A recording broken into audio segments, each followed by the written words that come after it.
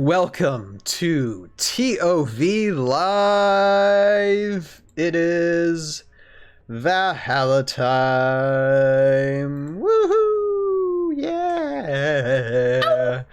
Ow, ow, ow, ow, ow. What is that? I don't know. I missed the memo. I'm Ryan. Tales of Valhalla. Got Joe, aka Joe Crazy. And I got Jeremy, aka the Elysium. I got Jason, aka Rocco Robotics, Tabletop Battlefield. There. Hello, everybody. Welcome tonight to another round, another time of the ToV Podcast. Or if you're on the live stream, watching this live, ToV Live.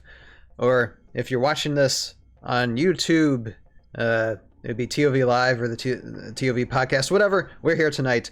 Welcome. We're going to be talking about Heroscape, Age of Annihilation again. The last bits of information before the crowdfunding campaign is over. And we got a lot of stuff to go through tonight. And there is some shout outs I want to give, some things I want to do. First thing I want to talk about, because it's the first thing that comes to my mind, is when it comes to this Tuesday night, we are going to have a ToV live stream here. We're probably going to have guests on board, and it's going to be just a fun time from 9:30 until sometime probably after midnight, when those seconds tick down to 0 on the crowdfunding campaign. We're going to be here. We're going to be having fun. Going to be doing the contest selection for the giveaway that we have on the Tales of Valhalla YouTube page for the Swarm of the Mara Master set. So, going to be spinning the wheel, seeing who wins that. Going to be doing a meme review. So those of you who want to send in your memes, I already have some memes sent in to me already. But just find a way, like, you can tag me in Discord. I'll give out an email in a little bit on if you want to send me an email. Although my email is on my Tales of Valhalla YouTube page in description, in the YouTube description as well. But yes, so I am looking for memes. Got some already, but could use a bunch more. So gonna have a ton of fun this coming Tuesday. And now we have a bunch of stuff to go through tonight when it comes to information. There's actually quite a few interesting things that has happened just in this last week that ultimately might not mean anything at all in like 3 days, but we're still gonna do it, because you know what, like Gimli says, small chance of success, certainty of death. What are we waiting for? Let's get to it. All right. So first thing I would do, I was going to give a couple of YouTube shout outs. If you guys saw this for my live stream last Wednesday, Mr. Joe Crazy gave me a Christmas, I don't know if it's a birthday gift or a Christmas gift, because I do turn 40 in December. It's a special gift for you, Ryan, because you deserve it. Aw, so cute. Christmas, birthday, Kwanzaa, whatever you will celebrate, whatever you want to. I felt it. For getting 400 subs, whatever it is. Oh yeah, there you go. But anyway, so what I did was I wrote lyrics to the Wellerman for Heroscape so many weeks ago, and there'll be links in the description below for this, for any video I mention. And Joe dropped on me last Wednesday before my live stream, like, here, this is for you. And he produced and got a musician basically to sing and perform this new version of the Heroscape, which now it's its own music. And hello everybody in the chat. I'll talk to you guys in a second. And so I played this last Wednesday night, got a huge audience for it. They were probably expecting something else, but that's even though I said this has nothing to do with new information about Age of Annihilation. You gotta be real tricky with the Heroscaper audience right now. I wasn't trying to be tricky. I'm just like, no, this is something that's just new information. Where? Pure entertainment. They probably thought you had cards or something. Yeah, because I mean, literally, it feels like everybody this week, not everybody, because not us. Literally everybody but us has gotten something in the mail from Avalon Hill, and we're not jealous at all. We're not special anymore. You know, it's just we're just here like a fart in the wind, you know. And I can say that's G-rated. That's G-rated language right there. Ryan is G-rated over here. And hey, I did my R rating. Actually, probably PG-13 rating last. That was not R. That's not R. PG, my guy. Yeah, we're Yo, that was great. It's very inspirational, Ryan. Very inspirational. But I promise there won't be a 10-minute long-winded just talk from me at the end of this one. All fun and games now. All fun and games. Yeah, we're just having fun. But anyway, I say all that to say this. It's a fun piece of music. I aired it last Wednesday, and if you are watching the live stream, you saw in the intro that I'm going to be playing this music often. I might actually do something with it. Might rewrite new lyrics in the future to have it in Tales of Valhalla as maybe like end credits, and write something having to do with Airborne Elite or within the Tales of Valhalla show. So I'll see if I have time to do that. I'm currently brainstorming that, since it's royalty free music I can use, so might as well use it. Thanks. And so if you want to see, I do have, and if you're watching this via ToV Podcast or on the Tales of Valhalla YouTube page, there is a version of it, Joe's version of it that he gave to me on the Tales of Valhalla YouTube page. There'll be a link in the description below if you're watching this on the if you're watching this podcast on YouTube, it'll be there. And so that's there. And then there was also, I guess it's gaining a little bit of popularity because someone already did their own lyrics to it, and I just want to give a quick shout out to this person here. Hold on one moment. This is Roseheart. Doesn't have many subscribers. Let's throw some subscriberships Roseheart's way. Did 3 versions of this thing, actually. One instrumental. 3? Yeah, instrumental, karaoke, and then the Legends version to where he sings his lyrics. And so I'm gonna leave a link.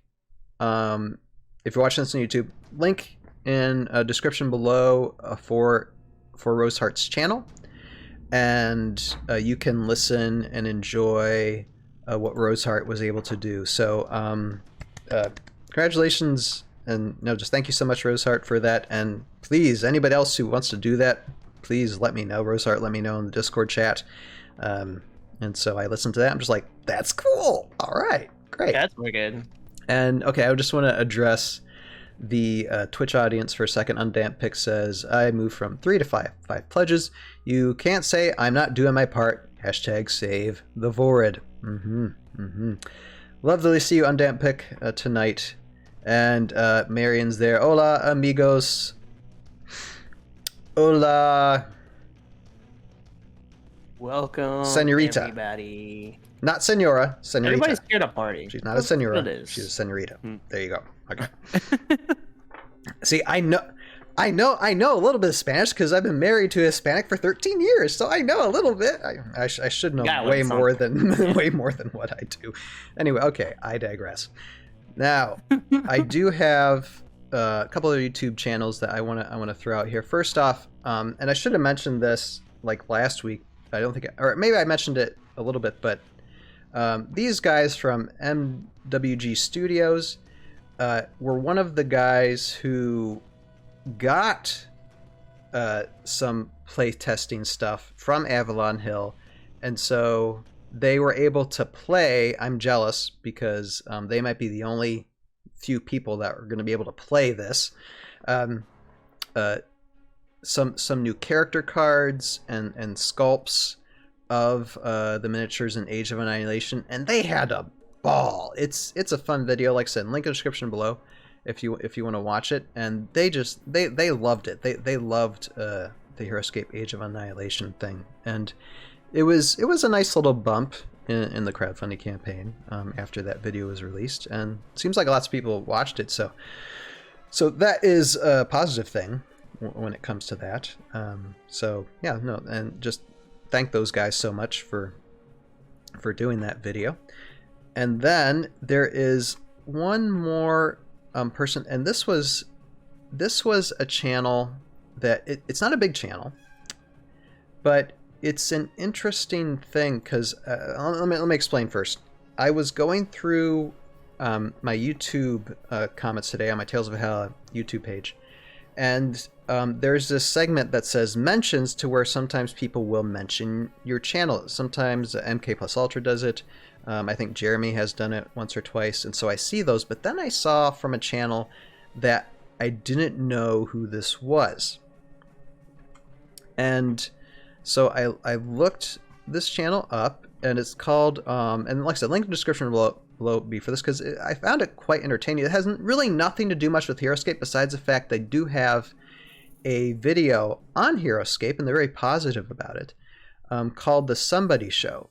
And the guy in the main chair here, his name is Chris Elwood, and I believe if you look him up, Chris Elwood is an actor that goes far back. He's been in some movies, he's been in some films, even like starring with Ashton Kutcher sometimes. So he's been in the industry, and he's been doing this YouTube channel called The Somebody Show, and it's very cheesy, but it's my kind of cheese. Let's just put it that way. It's I found it very, very special, and I want to just I still don't know why. Like he had my channel and he had Tabletop Bros channel in his video description, even though he didn't mention us in the video. They were just talking about Heroscape Age of Annihilation in this video.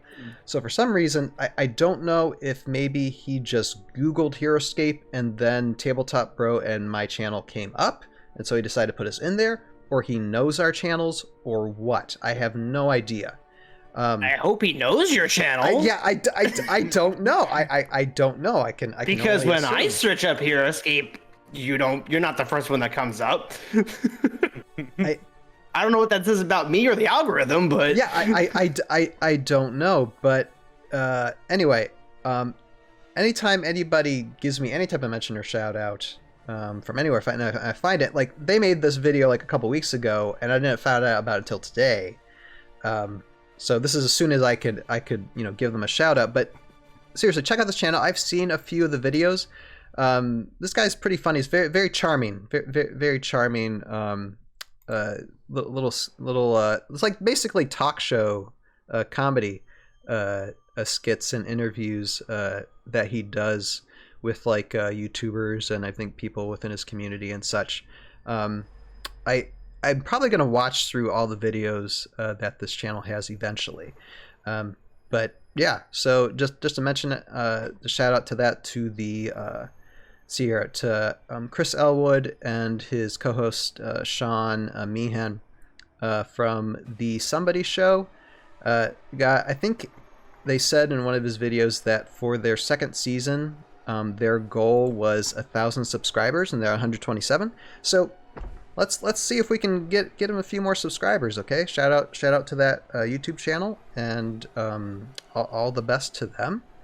Oh, just 127. Yeah, just 127 subscribers. I thought you were about to say 127,000. No. Just 127. Just 127. Oh, because you were saying how famous he was and whatever. I know. I'm thinking, oh yeah, you should have a lot more. That's why I'm thinking. I'm hoping. I mean, it looks like the Chris Elwood from, and I can't imagine why it wouldn't be, because look. So that's my guess. He doesn't exactly say I'm this actor, so I'm not 100% sure, but I'm pretty positive it is him. So yeah, just shout out to the YouTube channel, help it grow. Give us some likes and give them some views. Their stuff is pretty fun, so check them out. And that's the YouTube mentions I wanted to mention for tonight. And now let's dive into the Discord stuff, because we have some Discord stuff. And one thing I'll mention, and this just popped in my head. And this happened this week, so I'm just gonna bring this up first here. Hold on one moment.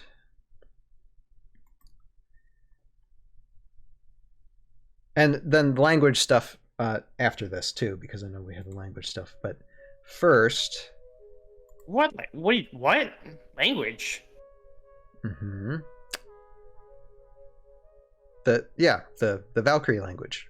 The codex that Carmine dropped. Yeah. He was thinking of something else. Definitely thinking of something else. Oh, language. Yeah.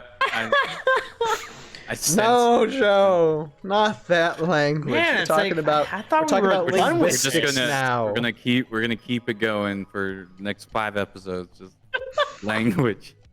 Gotta look at the camera. I'm not like Captain America here. Maybe I am. I don't know. Oh, brother. Does that actor need a standby? I'm not sure. I don't know. I fit that role. I don't know. I've been actually doing like. Do you have America's ass? These. Oh my gosh. I don't think so. Language. No, not yet. Yeah, see, I have to bleep that out now, Joe. Well, you could be you're talking about a donkey. You're talking about a donkey. Yeah, see, okay? you didn't prepare the audience, Joe. You needed to prepare the audience first. Why did you do that? Bad.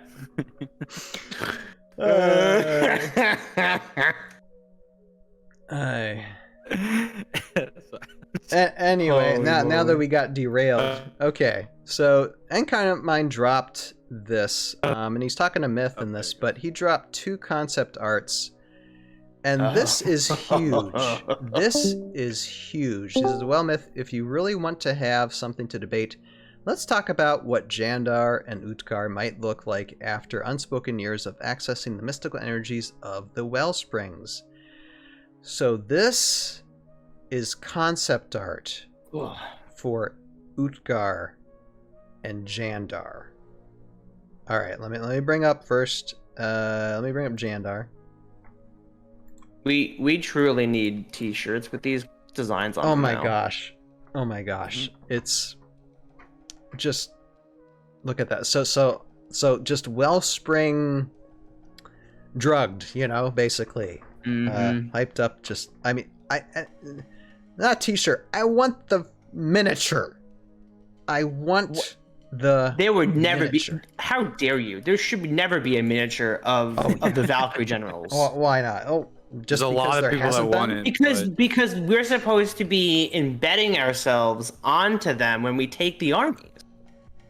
Now I can wear the T-shirt of Utkar. Undent Pick says, and then command my army of Morrow. Yeah, and what's going to stop us really from not doing this? Not printing like this on a T-shirt. Yeah, honestly, I really don't. Nothing. Because there's T-shirt. We'll get the guy that's on the Etsy page. Hasbro comes after us. They're like, those are ours. I'm like, bro, what? You didn't even use them. Yeah. It's like exactly. You chose to do a HasLab campaign. We're gonna use our Heroscape. Hey, we're not gonna. Even though yes, as much as I'd like to, we're not gonna criticize. We'll do that. Oh my goodness. After the clock strikes 0. Okay. On Tuesday. All right. Anyway, I just want to be like everyone else. Do we want to see? All right. Let's just see that. I love this spear thing. Can you imagine? No. What you need is like a Valkyrie general that's like 1,000 points. So that way it's like a fun aspect of a game to where it's like, like you ever playing in, well, you guys don't know this, but Jason, remember playing in GoldenEye when you'd have someone who's like ultra powerful and then you have 5 people like shooting up against them? GoldenEye, first person shooter. It was never played that version of the game. But you never played that version of the game? When someone was just ultra powerful, like 10 times the armor and the strength than anybody else, and you have 5 people against you, and then and it'll just take time for everybody to kill you. Almost like Jeremy, like you would do in Final Fantasy, where you have just a big big level boss, and then you just have people, strike him and stuff. Undempic says, I'd like to think I become the Valkyrie General when I play. And I understand. That. But at the same time, I want the miniatures. But if anything, we deserve like full-on statues, just the ornaments to put in front of our yard, at our yard, like a trophy. I wouldn't mind that, because you change a trophy and turn it into a stat card anyway. How about cardboard cutouts? How do you guys feel about cardboard cutouts? Nope. Are they popular still? Miniature. Can we get one? Miniature. Can I get one that goes in the back of my new studio here? Is that we're gonna? That'd be great. Yeah. It would be hard to take that sketch there, turn it into nice refined artwork, and get it printed out as a cardboard cutout. Yeah. It's really not that hard. Just again, what's going to stop people? Actually, even if it's a cardboard cutout, what's going to stop people from designing a stat card from these? Nothing. I mean, they already have stat cards for the generals on eBay. I saw them. Oh, really? Somebody sell. Yeah, they're selling. Are they 1,000 points? I didn't actually see the points though. I don't know. I don't think they're 1,000, but they should. It's like there should be these ultra souped up to where it's like a eBay? bad guy boss at the end of a level, type fight. That would be fun. So has no one made a custom card for the Valkyrie Generals up at this point for Heroscape? No, they have. That's okay. They're on eBay. You can. They're actually on sale. You can buy them if you want. Because when I look up some Heroscape deals, they pop up all the time, like little ads. Hey, check this one out. I'm like, is that Jandar? What? And then I'm just kind of confused. I'm like, whoa. But and then yeah, it's Utgar. Let's bring up Utgar now. Mm-hmm. Yeah. Just look at those wings. Yep. The helmet. And wait a minute, is that like on the center of the belly? There, what should be his belly button. Excuse me, sorry for the burping. Nah, is that like a gemstone? That's like a mind controlling gemstone. Actually, there's one. There's a belly button and there's a chest button. One's dark, one's light. You notice that? That's interesting. Actually, and I can zoom in. I can zoom in good. These are high quality images. Oh wow, look at that. Look at that. Yeah, center, like belly button. Chest. He has eyeballs in his wings. Right. That's the mutation. Oh yeah, he does, doesn't he? All seeing, all knowing, Utgar. Yes. That I'm sorry. Miniature. Look at that. It's just like ultimate bad guy experience. That's just like, so lovely. And some of you might not even know that this was released, because if you weren't there in the right time in Discord, it just passed you by. I know, and that's what gets me with the Discord page, because they'll slip this stuff through. Yep. And I know at some point, the great guys from the Heroscapers, they're gonna put that on the their Heroscapers no post comment thread. I can zoom in now. So I'm zooming in on Jandar. Do you see that there's actually language written on the wings? Yeah. It's the Song of the Kyrie on his wing. Oh, okay. So you translated that already, Jeremy? I haven't translated, but I do know. I recognize the shapes. Okay. Does this helmet only have one eye visible? Yes, that's another thing that I wanted to point out. That there's just one all-seeing eye there. So when Carmine said that. Yeah. And Carmine said that in the brand Bible they've tied Jandar's personage to the story of Odin. So Jandar essentially inspired the concept of Odin on Earth in the Heroscape mythos. Okay. Oh, okay. Interesting. Does he have only one eye then, or is there some such as a style choice? At least one eye is covered. Yeah, it's probably a style choice, because I know Thorman only had one eye too. That's the Norse mythos. You sacrifice an eye for knowledge. Oh my gosh. I'm just like, and I don't want to look at this stuff too long because my heart be breaking too much, but it's truly amazing work, and I would love to know what the process is, and how do you describe that to an artist? Right. Does it look kind of incredible. Egyptian to you? Very Egyptian. Yeah. Well, he also said their plan is to make it where you could basically comp all the Valkyrie in every major civilization on Earth. So all the deities, are inspired by each of the Valkyrie in certain ways, and so every mythos on Earth is like, a derivative of the experience of the summonings. Just interesting. Just just controlling And I can only imagine it's throughout history. Yeah. I can only imagine what could happen in the future with this. Regardless of what happens on Tuesday, let's say far down the line that we do eventually get the crowd that we want to see. And because, I believe in Heroscape. Heroscape can be as big as the Marvel Cinematic Universe, fan base wise. I really do, because it has potential for the amount of stories and gameplay and creativity. You got to build the narrative storyline. That will attract people. I mean, it already is through ToV in a very, very tiny scale, but it is. Sure. No, of course. So but imagine taking that mythos, that idea that, or Odin is based on Jandar, and let's say the devil is based on Ukar or whatever. But imagine taking all of that concepts and move it to every other planet that we ever heard and seen. Yeah. What would the Soulborg version of, Odin look like? What religions do they have, and what kind of deities do they worship? Not to say that they do, but that's...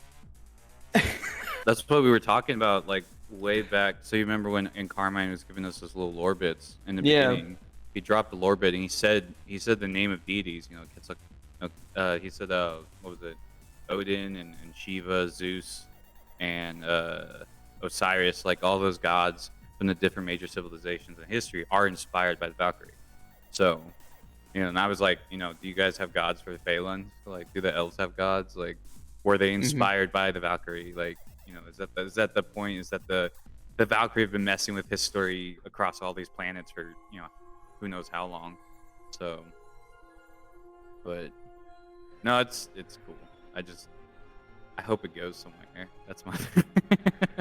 Well, we will make sure that it does not die. That's for sure. Mm-hmm. That is what our jobs are now. For the past, that's what I've been doing for the past several years, and I started around the time Sir Heroscape started his channel. Mm-hmm. And you guys have been, taking up the torch. There are others who have taken up the torch, and we just need to make sure that we just keep on doing what they're doing, no matter what Avalon Hill or Hasbro decides. Exactly. Yeah, and we're gonna keep moving it forward. I know I was talking to my friends this past week. We sat down for our Thursday night of Heroscape, and I talked to my buddy afterwards, and we're like, we have to really start thinking about what's moving forward. What do we? How do we move forward? Regardless of what happens, funded or not funded, how do we move forward as a community? So, for me personally, I think the first step is to keep playing the game and show your friends how awesome the game is. Mm-hmm. Show them the awesome figures that are out there. Explain how easy the game is. Show them how it is. Then you can show them the pictures of Ukar and say that he's the master race. Okay, so that's that goes. And then while you're playing the game in the background, Tales of a How, the After Chronicles. Hey Joe, are you mind shackled right now? Is that what you're trying No. Sounds like a little guard propaganda, don't you think? No, I am not hiding a necklace under here. No, I am not. We didn't say necklace. We said amulet. Kimoshi got him. He's all in the darkness. Better run.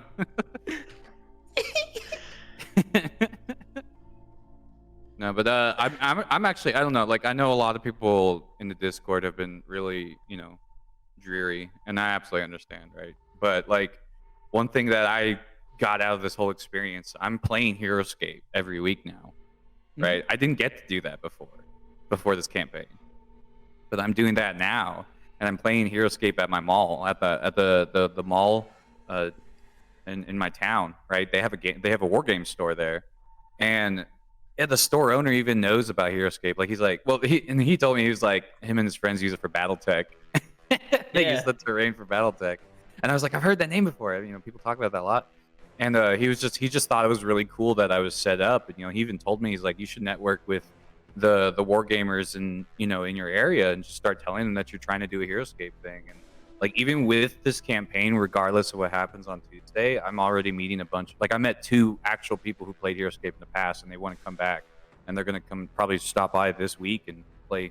So I'm meeting people that I never thought even knew played the game. Or I don't know if I mentioned it. I met a backer in my town, like someone who backed the set. Yeah, and like on his own accord, he was just like, "Oh, I love Heroscape." So I saw the ad and I backed it, and I was like, "Whoa, well, hello, fellow backer." We need like 8,000 awesome. More of you. I know, but it was just cool, right? And like being able to do that networking, like I feel like regardless of what happens on Tuesday, I've had a really good time with everything that's happened so far. So I only look forward to what else can happen in the future. So and Undamped Pick says, I introduced 2 new friends last week to the game, and definitely wouldn't have if the HasLab wasn't ongoing. It definitely has like set a spark, a flame, with people. And then like there's like going to be like 70 something people at ScapeCon now because of it. Because they tried to and I get why they put the member limit, right? Because of the situation, but they broke the member limit twice because of the HasLab. Like, it got so many people back into the community that they had to increase the numbers for the community's con. And that's just cool, like, it's just cool seeing this growth in everything so far as a result of the HasLab. So, sure, we're gonna have to see what else happens, but hey, everyone's getting back together to play the game. So I think it's no matter what, it's a step in the right direction. Right. This community needs to become a lot stronger and a lot bigger. Because I think we knew how small the community was before all this. Right. And this kind of gives you a better accurate number of how many people there are. A lot of people hear about the game, a lot of people know about the game, but they're not all people that like actively play the game and could say that they're Heroscapers. Right. I think more than half of everybody has the game somewhere in their closet. They haven't played it for like 5-10 years. Yeah. Right. Sure. Yep. Grab Now, next is something else that N Carmine dropped on Discord. It says, I would also encourage everyone to generate their names in the lyrical written language of the Kyrie, or did you forget about it? Well, how could they forget something that you never released? Well, actually, you did kind of release it. It was hinted at. Yeah, it was hinted but that was like a month and a half ago. No one's gonna remember that, really. But thank you all the same for this wonderful codex. And let me just bring this up here. Where's I got the download of it. Hold on. So yes, now you can write in the Kyrie language, and there it is alphabetized in here. I know it's really hard to see, but there's the letters there. See, A is this one, B is this one, C, D, and you can download this. You got to find the Discord post because it's not in the updates. It's just in the Discord. It's really disorganized. You know what? They posted in Heroscape. It's in the news thread in Heroscapers. Okay, it's a news thread in Heroscapers. So go to Heroscapers, and which will be a link in the description. Or you can bug me. I'll send it to you. I say bug me or send me a message or something. I have it here in my computer. I can give it to you. But anyway, if you're interested in linguistics, because I know some people are very much interested in linguistics, here you go. There is the Valkyrie language, and we can start writing in code now to impress people who have no idea. So yeah, so that is that, and I even have like here. Let me just bring up. Jeremy has like sent some stuff for us throughout this week, and the last 3 that you sent like a couple minutes before we started, I didn't have a chance to download. But here is like Jandar's name. Yeah, I've been messing with the language. Yeah, he's done so. I gotta like find a way to put these somewhere. I don't know, use them somehow, some way, maybe. Maybe I can actually. There might be a way to digitally insert them into Tales of Valhalla, somehow. Yeah. Possibly. Like all the credits. All the credits. May. Actually, if I have, I don't think I have this time, but I could actually like for the end credits for season 3, you know, I have like in text all like the people and names and stuff. I could have below the English but that would take I don't think I'll have time for that. So that's a brainstorm thing that's going like right away. But anyway, you could just do like the end or the story continues to say thank you something like or something. Yeah, something in language. Yeah, something at the end that would be like a stinger. Actually, I could do that. I could do. You meant okay. I see what you mean. I thought you meant like Jeremy, tomorrow. So now you're the one that's thinking. No. Okay. I was expecting you to introduce the Morrow Stinger because once again you're mind shackled. Right. Trying to guess all Sarge, the I mean, says, I didn't confirm or deny that. Okay. And real quick, because Sarge mentioned something. Now I'm going to get into filmmaker mode for a second, which I usually do on Wednesdays. But Sarge says, write a Star Wars type crawl in that script. And actually, I've done different end credit texts for season 1 and season 2, and we do a different one end of season 3. And more than likely, it will be that type of. I mean, I don't think it'll be Star Wars like to where it's like it's outer space and everything, but it will be a crawl. It will be some type of text crawl because that is one of the easiest things you can actually do on the season 2's end credit text was actually very hard and took up a lot of memory space in my computer when I did it. It actually almost it made my computer shut off at one time. Everything, like the computer had a heart attack over all that stuff that I put in. So I want something a little bit. I mean, it's still going to be nice, it's still going to be people's names and everything, but it's just going to be a little bit simpler, a little less taxing on my computer. So yeah, Sarge, it will be some type of crawl, for sure. Anyway, what were we saying before I got into filmmaker mode? Oh, we were just I'm not mind shackled. Oh wow, that sounds so guilty. We believe you, Joe. We believe you, Joe. That was an admission if I've ever heard one.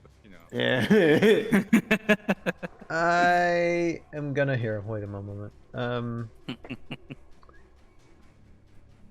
I'm gonna. Is there any of the cards that you guys want to talk about? Because I know there were some card releases like in the past few weeks. They did about the best Order, faction ever, right? The Order Borealis, and Oh wait, really? Yeah, so the person of Sir Superhero, I think is the name on TikTok. Oh, he didn't get a chance to film the cards, but he did take a picture of them, and they posted it in the Heroscapers site. I don't have that one. Oh, so I do not have. You want to pull that up real quick, or you can? I thought we were talking Send about the Ironclad Collective. Email. See my email. Send it to my email, not Discord, so I don't hear the beep thing. Oh. Okay. And then I'll post it. Anyway, for those cards. Okay, now I think did we show a picture of the box, like someone holding the box? Did we show that? I don't remember. I know it was a while ago. I'll show it. See, okay, there's the box. This is the thing that we'll probably never get, but there it is. It's wonderful. I know. I'm sorry to be the bearer of bad news, and I actually, you know what? Again, it ain't over until it's over. So we could still get it. There's still a chance, as long as there's numbers still on that, still on that countdown clock. And anyway, when it comes to our with Tabletop Bro, a few ToV podcasts ago, we had a lovely time with Tabletop Bro. But I know he made some jabs against Patrick. And Patrick said Tabletop Bro is dead to me. So there ends that relationship right there. Nice. Yeah. Yeah. Let me see. Let me see if I can grab the link real quick. But I know let's see here. Let me bring up something. I know that like for the exclusives, for the crowdfunding exclusives, was that the Thoraxis Dragon, right? Yeah. Yeah.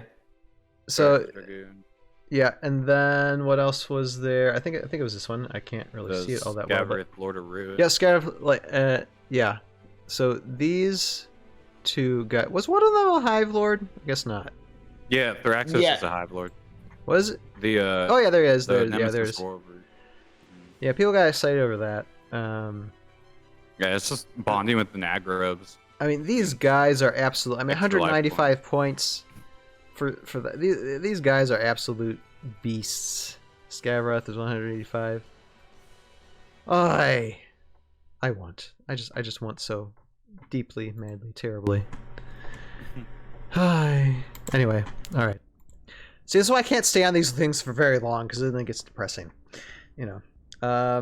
Undamp pick. Well, I like to think of it as a hope for a future of the game. Yeah. That we're gonna have to wait a little bit longer for, but it, See, I don't know. Like they did say it was gonna be vaulted, right? But like, with all the support they've gotten so far. Oh, Joe blinked out. Got mindshackled. Joe blinked out. Yeah, see.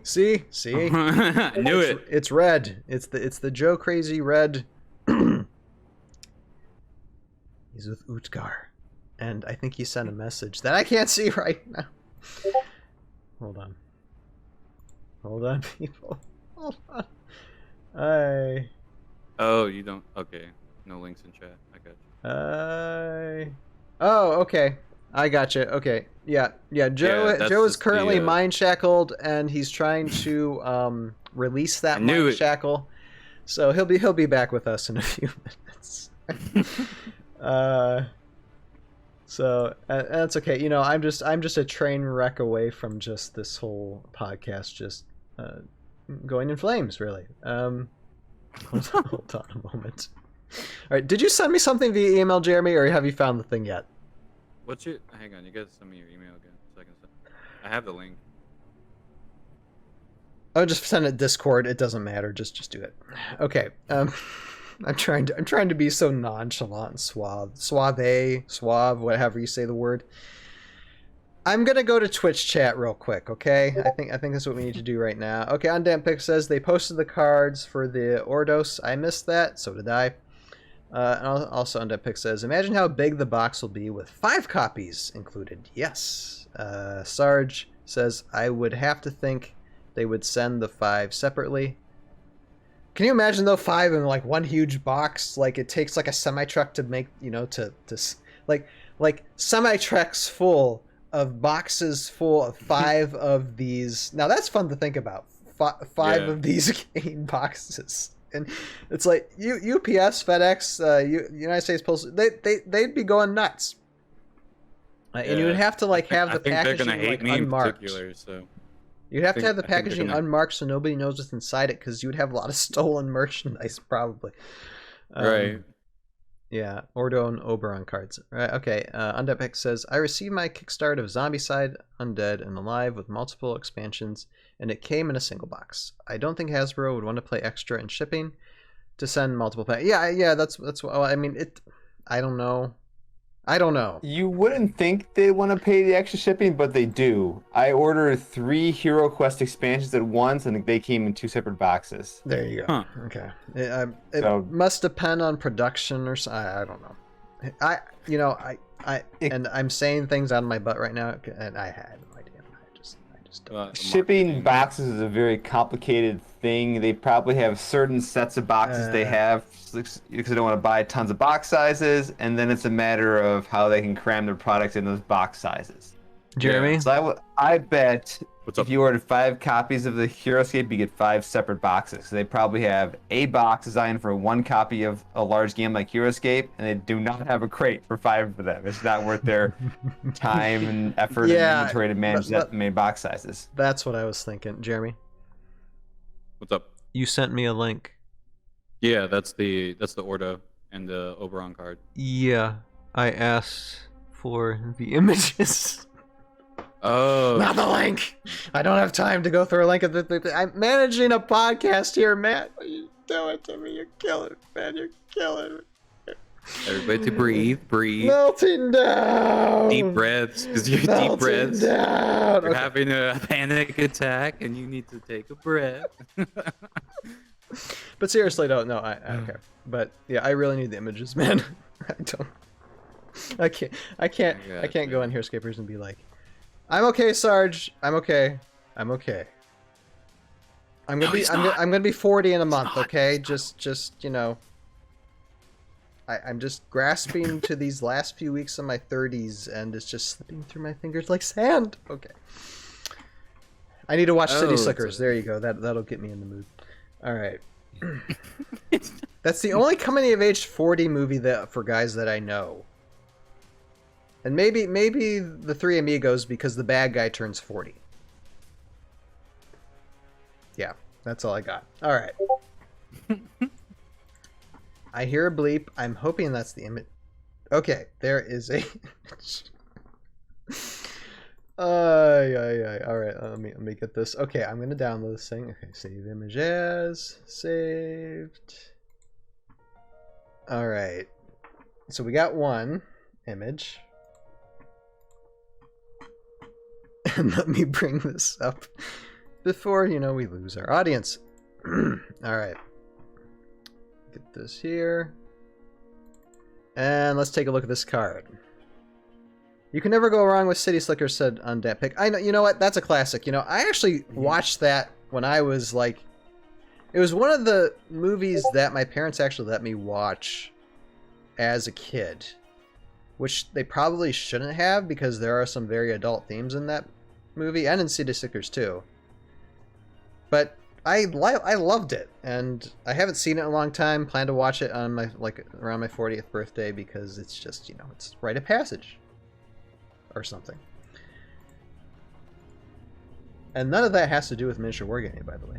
Just so you all know. All right. Hold on a second.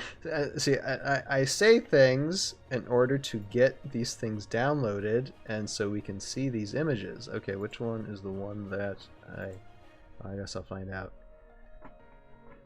All right, so there's one. Okay, let's move this. Okay, so this is Knight Adjutor Oberon. I'm sure I butchered that. So we got, okay, unique hero, champion, valiant. Oh, nice.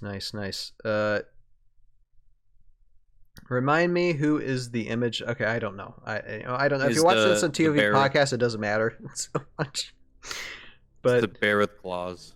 Bear with claws. There you go. And so you got the Jandar symbol there. Run 3 before moving Oberon. You may add 3 to his move value. What is his move value currently? 4. 4. I'm guessing that's the move. Range of 1, attack 4, defense, life. Okay, yeah. It takes a second to understand these things, really, on the card. Overwhelm, special attack. Wait, okay. So if you do subtract 2 from his attack value of this turn, so basically run 3 is basically maybe just a round 1 move, so you can get up to your enemies quickly, and then start attacking. I think even in the very beginning when they introduced the bears, I think the bears are supposed to be like a frontline sort of type character. Right. Because they even mentioned them as being like in the front lines of the war, so for sure. They all have powers that seem to put them like right there. Like you want them engaging as soon as possible kind of thing. Yeah, that's fun.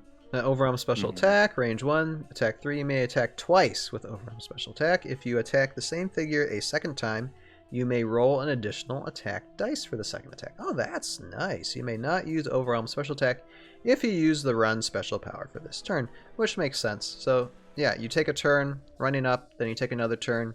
That's a bit balanced. And it's got a 5 life, so it can hold its ground for maybe like a round or 2 if it's, heavily engaged. So, yeah, not bad. Yeah, pretty good card. Yeah, not bad of a card. I see Joe still is being overwhelmed by Utgar's pendant there. All right, and okay, no, that's the same one. Hold on, I'm gonna get this right one here. All right, and so this card, so Ordo, is this as well another bear?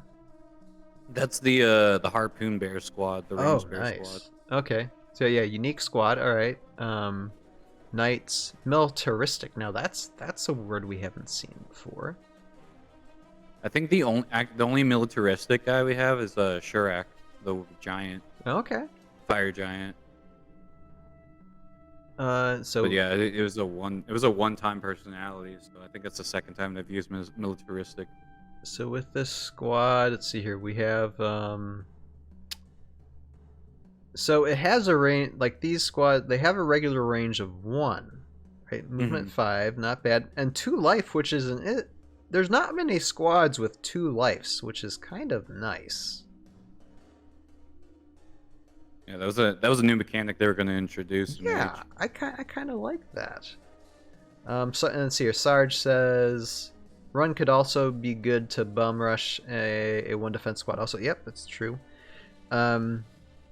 Let's see here. So regular attack of 3, 4 defense. That's not bad actually.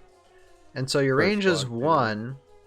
Unless the figure does not move, then you can add 5 to its range.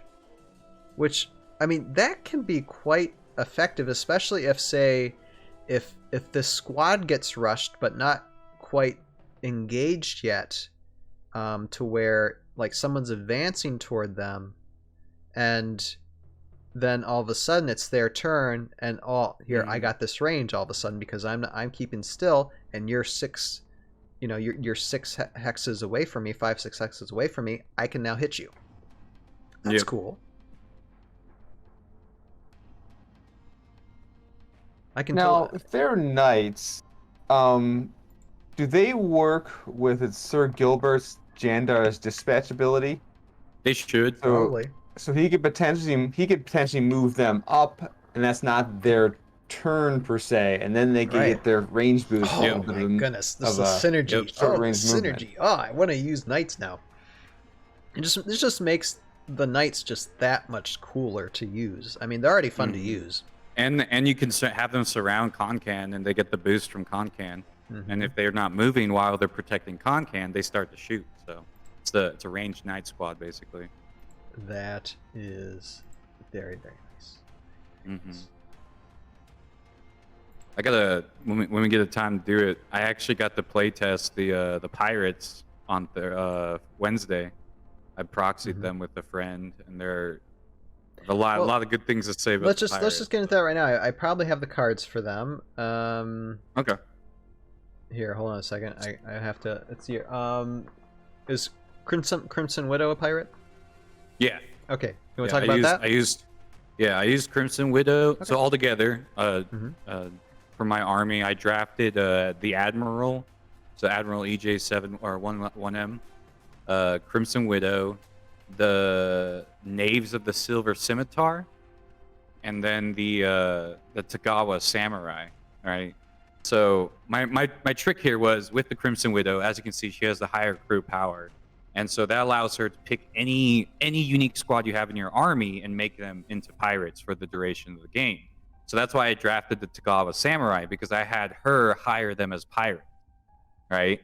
And let me tell you, pirates with Counter-Strike, it's a little scary, little scary. But yeah, that higher crew power has so many opportunities. And see, I just played 2 games, but I feel like I could play so many games just figuring out which unique squad goes with her the best. Well, and that higher crew ability is awesome. And any unique squad. You can take any unique squad. It's insane. Yeah. And she turned it. That's the thing. I was able a few parts of the game, right? So I would oops. Sorry. I would place the X order marker on her, right? Hold on. I pressed a wrong button here. Hold on. Oh, whoops.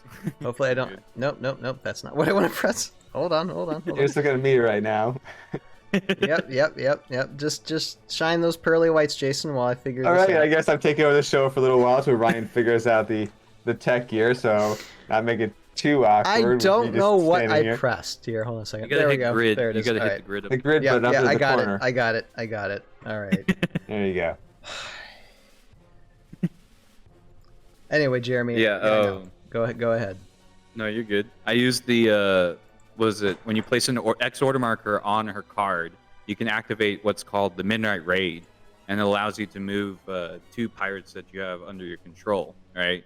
So this was the fun part, right? So we had the Admiral, right? Admiral EJ1M. I don't even know how to describe. I don't even know how to describe his power. Breaks like what I understand of the game. There he is. Because I've been playing for a little bit, right? And then I can notice when there's like a power that they've never had before. And so Admiral's Orders, okay, that power is insane. Because what it allows you to do effectively, right? So when you start a game, you set everything up, right? You place your order markers and then you roll for initiative. That's how it's always been, right? You place your order markers and then you roll for initiative. Admiral's Orders allows you to place order markers, roll for initiative, and then change your order marker positioning. That's nice. So your opponent has no idea what you're going to play every single round because you'll put all your order markers on the Admiral, roll for initiative, and then move them. So if they didn't prep right, if they didn't plan right, you just suddenly you're like, oops, you thought I was going to move them, but I'm moving them instead. All of us, you can just change it on a whim. And wow, that radically changed how this game is kind of designed to play. It is. It's crazy. And so I did that twice. I got to do that twice, and it scared my friend so bad. He sent his entire army to kill the Admiral. Well, yeah, I think I would too. He wasn't playing around. The moment he realized what I could do with my movement, he was like, "That guy's got to go." And he sent that's pretty much it. Yeah, I mean, but that's really kind of hard to do because you got 6 defense. No, and Admiral held out pretty wide. Like he held out pretty good, but it just took a couple special hits. Like I think in our first game I was playing against the Gladiators, and Crixus killed Admiral because he just sent him up with the 1 shield defense and everything, and just kept hitting him every turn. And I was like, oh poop, I can't break out of this engagement. But boarding power special attack, that's also a lot of fun because every time you take a shot, you move another pirate, right? And that includes the unique squad that the Crimson Widow hired. So every time I shot someone, I moved the samurai. Nice. And it was freaking my friend out. Like he was just like, "What's going on?" I'm like, "I'm just using a special power right now. Like I'm just reading the card as it's written." And this guy could change the game hardcore. Yeah. Like I mean, just the way he's moving order markers around, the way he moves characters around, and you're just doing basic attacks. Now here's the thing, right? You take a shot, you move a samurai into engagement, you take a shot, and you make sure that samurai is engaged with a character that you haven't taken a shot at, and then you get a bonus attack die for that shot. And you just keep moving the pirate every time you take a shot. It's so cool. It's such a cool power, right? I had a lot of fun with it. Because it was such a new concept to me, I probably could have done better, right? Which is why I even told my friend, I was like, I've never played the pirates before, and I don't know if I'm doing this right, but this is a lot of fun. And I want to play it more. Like I need to get this. Like I need to get into the motion of knowing how to use the Admiral correctly because this guy can do some damage. Just messing with your opponent's brain, just being like, oh, well, you thought, but I'm gonna move them over there now, you know. And you can even. The thing is, it's like it's just the moving of the order markers after initiative is crazy to me, and it helped me a lot, especially like redecide things, you know, because sometimes you'll place an order marker and be like, wait, I changed my mind. The Admiral lets you change your mind. Like you're like, oh, okay, wait, I can actually do it instead. You just Admiral's Orders, boom, you're moving your order markers. And I would do that. I would set my order markers, place them on the Crimson Widow, place the X on the Crimson Widow, use Midnight Raid, move 2 pirates, and then take my turn with the Admiral. It was insane. I was like, this is crazy. Like I didn't know I could do this. And because she had the X order marker on her card, all pirates in my army got a +1 to their attack. So it is so fun. It is so fun. I tell you, play with pirates, I guess. Like, yeah, and that's just one. I only use the name, right? I use Crimson Widow and the Admiral. There's so many other pirates out there, right? And the other options you can combine with her higher crew. There's so many ways you could play this army. And I was just playing one way. Right. And I was finding out different things. Like the Knaves, I will say the Knaves are very weak. They have 2 defense, right? So you don't want them. You're essentially they're your like. I don't think I have the names. It was the mini war the MWG, yeah, MWG Studios was the one that had the Knaves. But you have, I wanted to play. I was going to play the Exiles next time to test them out. But the Knaves have a defense of 2, so you don't want to leave them in engagement too long. You want to but here's the cool thing, right? They have disengage. So you essentially with the Knaves, you're running in, hitting, and running out. Running in, hitting, and running out. That's what you want to try to get in the motion of. Because if you leave them too long, they will die. But can they bond? Yeah, they bond with the pirate. So you pick a captain. You pick a captain at the beginning of the game, and then that becomes their captain for the duration of the game. You always take a turn with that captain first if you want to, and then I think it's if you're attacking or if you're getting attacked by someone that's not adjacent to you, you add 1 defense to their card if you're under the pirate's control. Yeah, the Knaves basically, I think from what I'm browsing here, they just basically boost the pirate captains, basically, right? Mm-hmm. Yeah, they each have different bonuses. So I think the dreadnoughts get a +1 to their attack. But the Knaves get a +1 to their defense when they're defending against non-adjacent attacks. So the Knaves are definitely designed to run and hit and run out because they also have the disengage. Right, I see that but in the bottom. Yeah. That first assault. Okay, so Pirate Commander, which is +1 to all pirates, and then First Assault, which is another +1. You can run in and hit someone with 5 attack die. Yeah, that's pretty. And then run out before they can do anything. And there's 4 of them, isn't there? Yeah, and there's 4 of them. Yeah, that's so it's a lot of fun. So I will say and like I said, when the crew that I hired with the Crimson Widow was the Tagawa Samurai. So I'm sitting here, I got Samurai Pirates with Counter-Strike, with the Bloodlust experience markers every time they got a kill. I think that's the coolest thing, that you can turn anybody into a pirate, just enlist them as pirates. You could enlist the airborne elite as pirates. Just +1 to I told Dadscaper I love his army. I love his army concept. He did a really good job with the Dawn Raiders. Well, so. I mean, they've spent a good course, a year and a half at least. Yeah, the 18 designing months, this stuff. They knew what they were doing, and for anybody to criticize that they weren't, they weren't planning things. Yes, they were. They were planning things. Lots of good things. They were and that aspect, they were doing everything right, and people just don't pay attention to it. And when I mean people, I'm talking about other content creators on YouTube, just for people to know. Yeah, because it's I can't listen to too much of so much even today. It's just it's someone yammering about what they think they know, and they don't know anything. Okay, anyway, I'm done. Yeah, I will say so I played 2 games, and definitely, like I said, I really want to try and get this mastered, the concept mastered. But my favorite combination so far is Admiral and the Crimson Widow. The 2 of them together are pretty nasty. They got some really cool synergies that play really well with each other. And then you pick your favorite pirate, and then you pick your favorite unique squad to make them pirates. And there you go. You have a perfect crew right there. So. Did you happen to mention what your points you were playing with? Yeah, it was 500. It was a basic 500 army, and so mine together was 500. I think I went over by 5 points, but I made sure. I asked my friend. I was like, "Hey, I'm just playtesting right now. Is it okay if I go over 5 points?" He's like, "Yeah, it's fine." Because the Knaves, the 65 messed me up a little bit. I was just man, I wish they were just 60 points, but Yeah, that's weird. I don't like when they go to 5s. Yeah, the 5s messed me up because I was like, I don't know how to balance it out. How do I get rid of that 5? I can't. In my head canon is that you're forced to find another 5 somewhere. Yeah, for sure. And I'm sure that's also probably another debate I'd love to have with some of the Heroscapers that play competitively and build armies and stuff like that. To figure out when is it to go under because your army has a 5 and you can't get to 500, or you can't get to that number that army or that tournament is doing. Does that 5 points really matter based on your composition? If I had to take a dumb tough guard to fill my army, is that better than taking, let's say that's someone that's 65 instead of taking a 20 and a 35 or whatever it is? Even though it doesn't fit your composition, when do you do and not do? So fascinating. Yeah.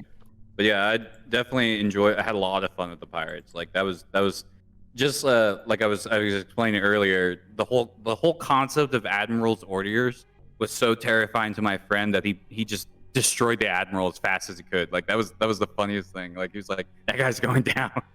Yeah, So, no, that's absolutely right. That's a good decision.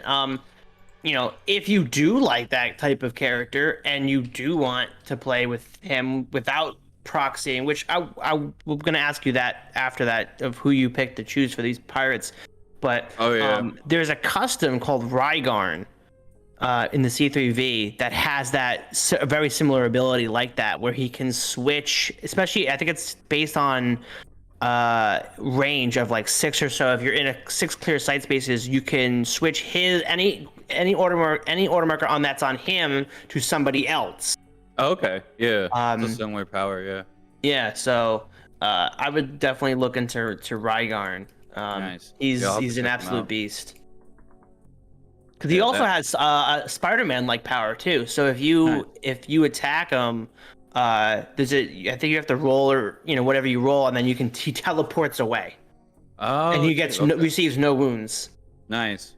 So like the evasive powers and stuff. Exactly. Yeah.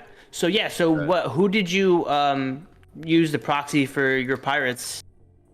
So I actually my Admiral, I just used Major X-17. Like he was the proxy. That's fair. Because he was also Solborg, and he was kind of the same height. I think the Admiral's just a little bit taller, but I just used the numbers. Right. Yeah.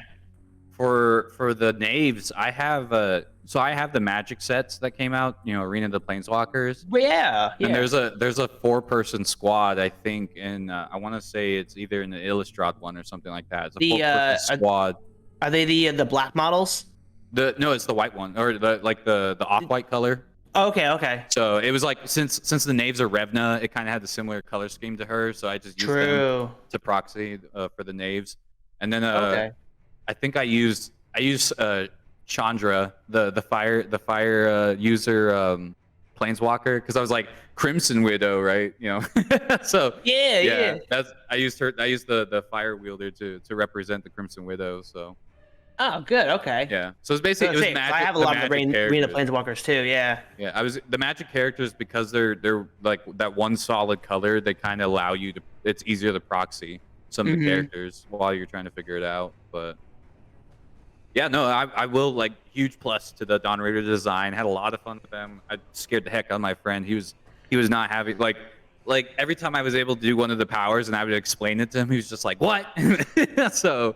It's a lot of game changers for sure. Like they just you don't leave them alone. That's right.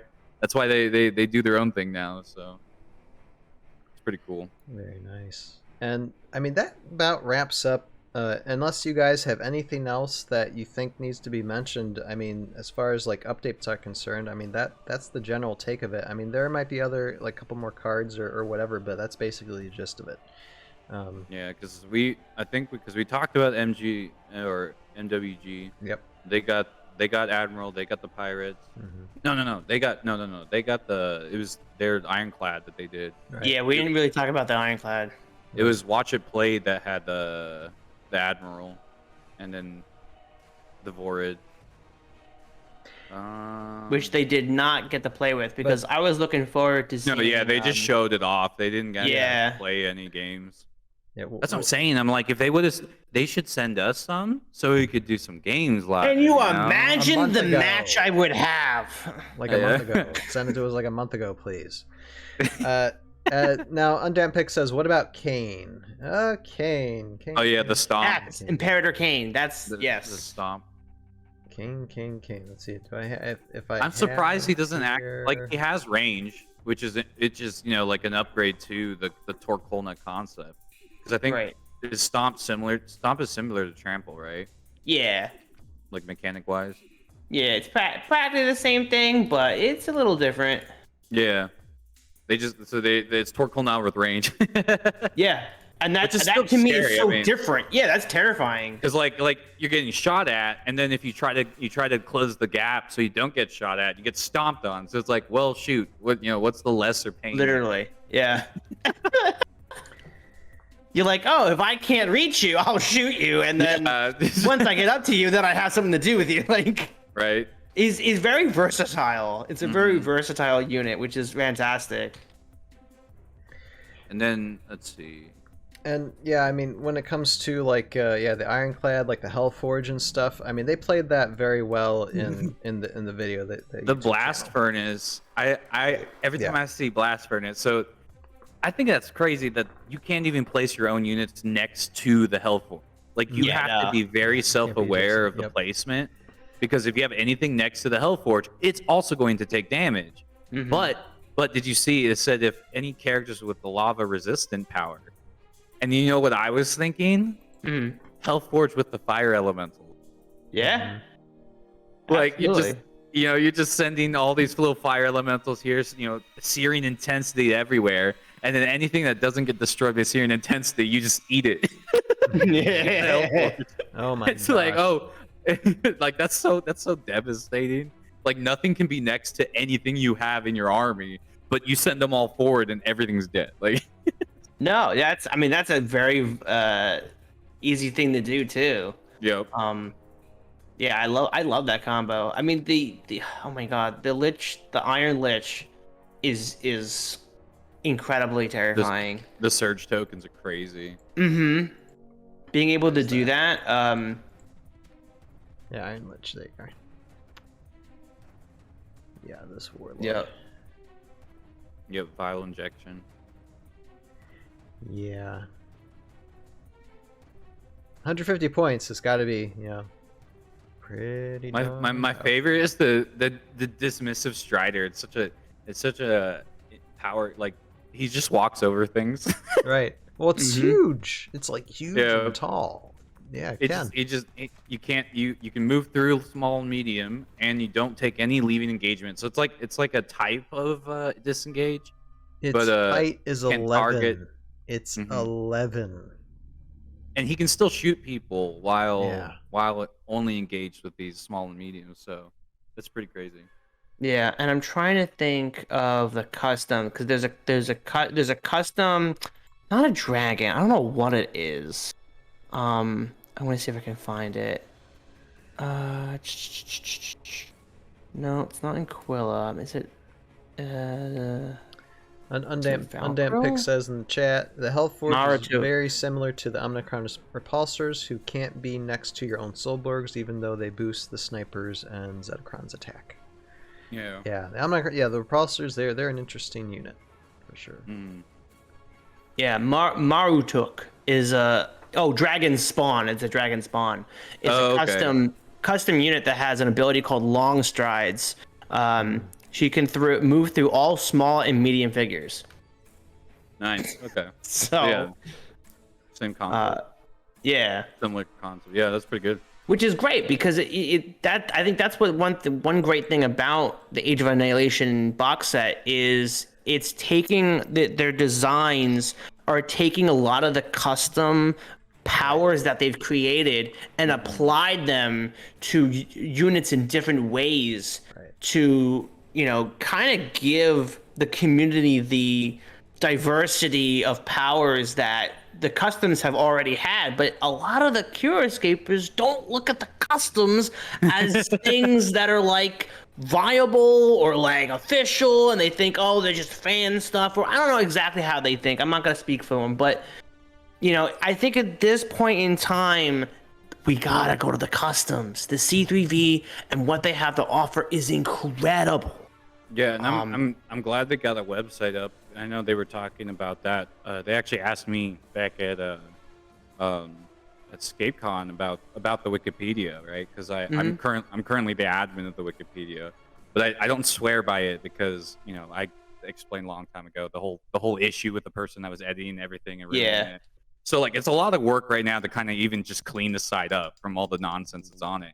But like they were talking about trying to find a place to put the VC units, and I think that's another thing. It's like lack of knowledge of it even existing. Really, like there's not opportunities to talk about it. So that's one thing we can always do for the show or something, is just do like a separate segment to talk over customs units and get people to know about it, so that way they're like, oh, this exists. It's like, yeah, try it out. That'll be a distant future segment, but that can be a planned thing. And I mean, for me, C3V custom or any type of customs, for me, up until this year was just like, I don't want to know. I'm just trying to familiarize it's a lot of myself work. with the OG. It's new stuff. Yeah.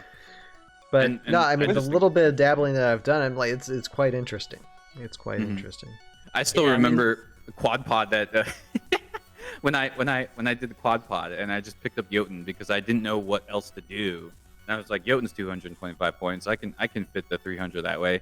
And I fight someone who apparently had a VC custom that bonded with Jotun that I didn't even know existed. Yeah. So here's the thing, Jotun, you don't even think about bonding for Jotun because it never came out in the OG game.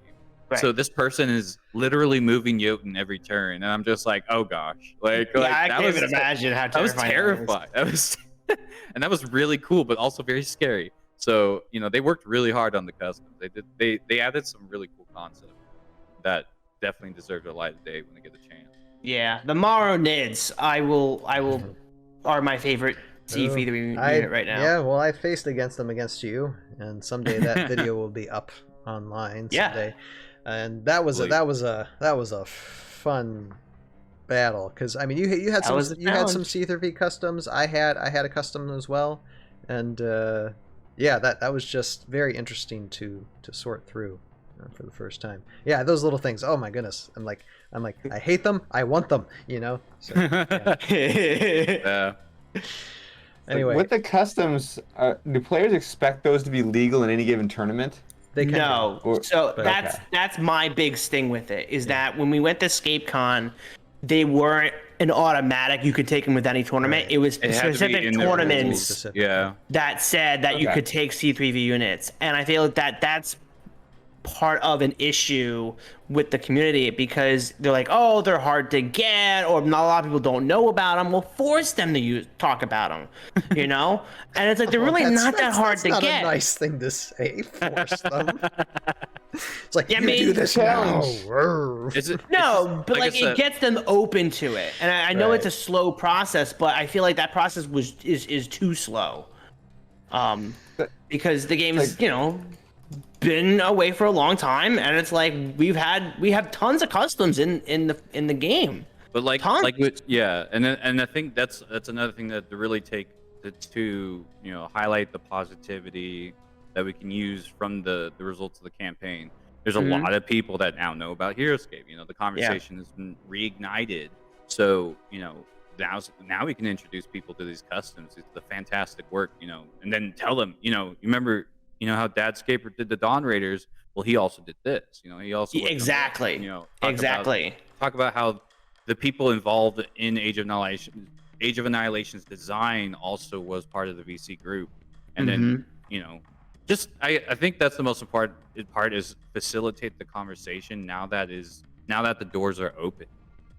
Are farther open now than they were before because I'm not to put myself out there as like a non-believer or whatever, but it's like I wasn't really thinking Heroscape would ever become something to conversate about aside from like a nostalgia experience. But now this was a active public event. This is something. It's a real possibility. Now we are in open war.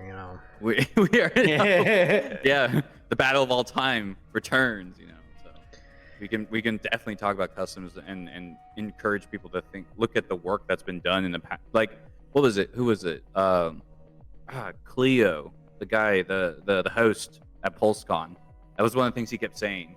He's like, you all have waited 12 years for this to come back. Well, we need to tell everyone, no, not really waiting. People have been doing stuff this entire 12 years. This is what they've been doing. Boom, show some VC stuff, and then just kind of encourage everyone to just take a look and get interested in the amount of effort, craft that they did. Because I was part of VC like the very early era, right? So I wasn't there during the earlier or now, but back in the day I was part of it and I watched them and they have a process and it's a very cool process. Like there's some voting. They have a whole voting board. They got like all like very specific people that are in charge of very specific things. I mean, they work very hard for their customers. Yeah, I want to learn all about that process. It is very cool.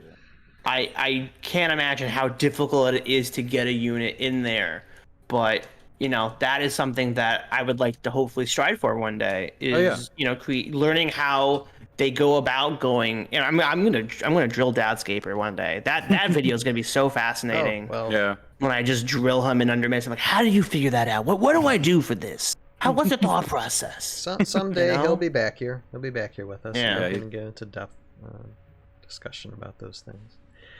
And so, and so if there's not anything else, I do want to jump into the YouTube comments because we have a few to go through and talk about. So that is basically it for the updates for Heroscape Age of Annihilation these past few months of us doing this. And so, I mean, this isn't really a farewell, and I'm gonna talk about like the future of ToV Live, the ToV podcast, in a minute because there's a YouTube question that addresses it. But I do want to say to you guys, and with Ben, who MK Plus Ultra, who isn't with us right now currently, but I do thank you guys for joining me throughout this whole experience and this time. Had a blast and enjoy. And I mean, some things might change a little bit, but this show came out from the forges of all this stuff happening, and I think it is an opportunity, and it isn't going to go away. Let's just put it that way. It isn't going to go away. But I do thank you guys for the time and effort that you've put forth for these last few months, speculating over everything, I mean, we've had fun, we've had guests, and it's been something way beyond than I ever thought was possible. So I thank you guys for coming along for the ride, and let's hope we can continue doing things like this with it in the future, for sure. Easily. All right, so we are going to go through YouTube comments for 2 live streams ago when what do the fine people have to say? Marion says, I want you to keep doing this show. And so this was our live stream with Tabletop Bro. And so let's see what some of the comments on here are this for. Let's see here. G Busy says, Tabletop Bro knows what's up. Monty Python and the Holy Grail isn't funny. Now, G Busy. You don't need to start that. And we'll probably be arguing about this on Tuesday because Tabletop Bro might join us on Tuesday.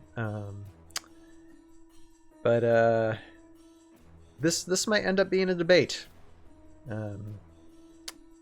Because as much as I agree, the first time that I watched Monty Python and Holy Grail, I didn't find it funny at all. But that was in my analytical mind going like, this movie makes no sense as far as a narrative storyline goes, but it's not supposed to. It's comedy. And when I realized that and I watched it again, I'm like, oh, okay. And now I love it. All right, let me see here. Move up. See here. All right, and we have, let's see here. 2 comments here. One from Todd from Hoenn. I personally, and if I butcher names, I apologize. I personally hope there isn't really a definable power ranking. I hope they can all compete on an even battlefield. That being said, I hope the dragon is good. And I think that's us discussing the only dragon that the AOA has shown, basically.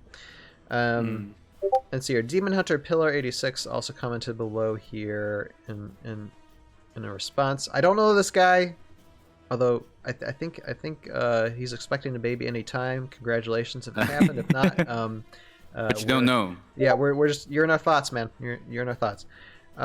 For OGscape, there's a few different power rankings out there that people have made. OEO's is probably considered the most official since he runs Casters of Hell and ScapeCon. I agree, though, that I would not want official power rankings released by the devs. I think the card design is looking to be much more tournament balanced this time around. I think the only power ranking that always, the one that made me laugh the most ever, Spartacus is being the only like F ever given. Like Spartacus was F for a very long time until the Capo and Gladiators came out, and then he was like, oh, he's B+ now. But nobody played Spartacus for what, 3-4 years.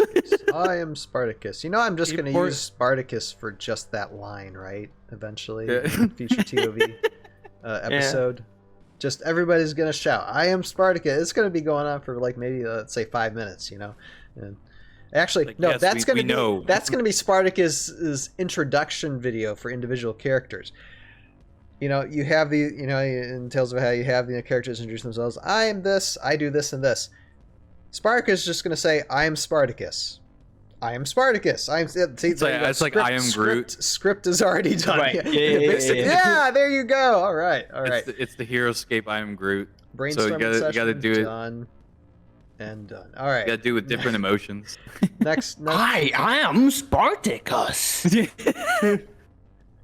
I am the thing is so funny. I'm making Spartacus. fun of that, but like the Dwayne Johnson actually works on making different sounds based on the emotional state of that character. Dwayne Johnson.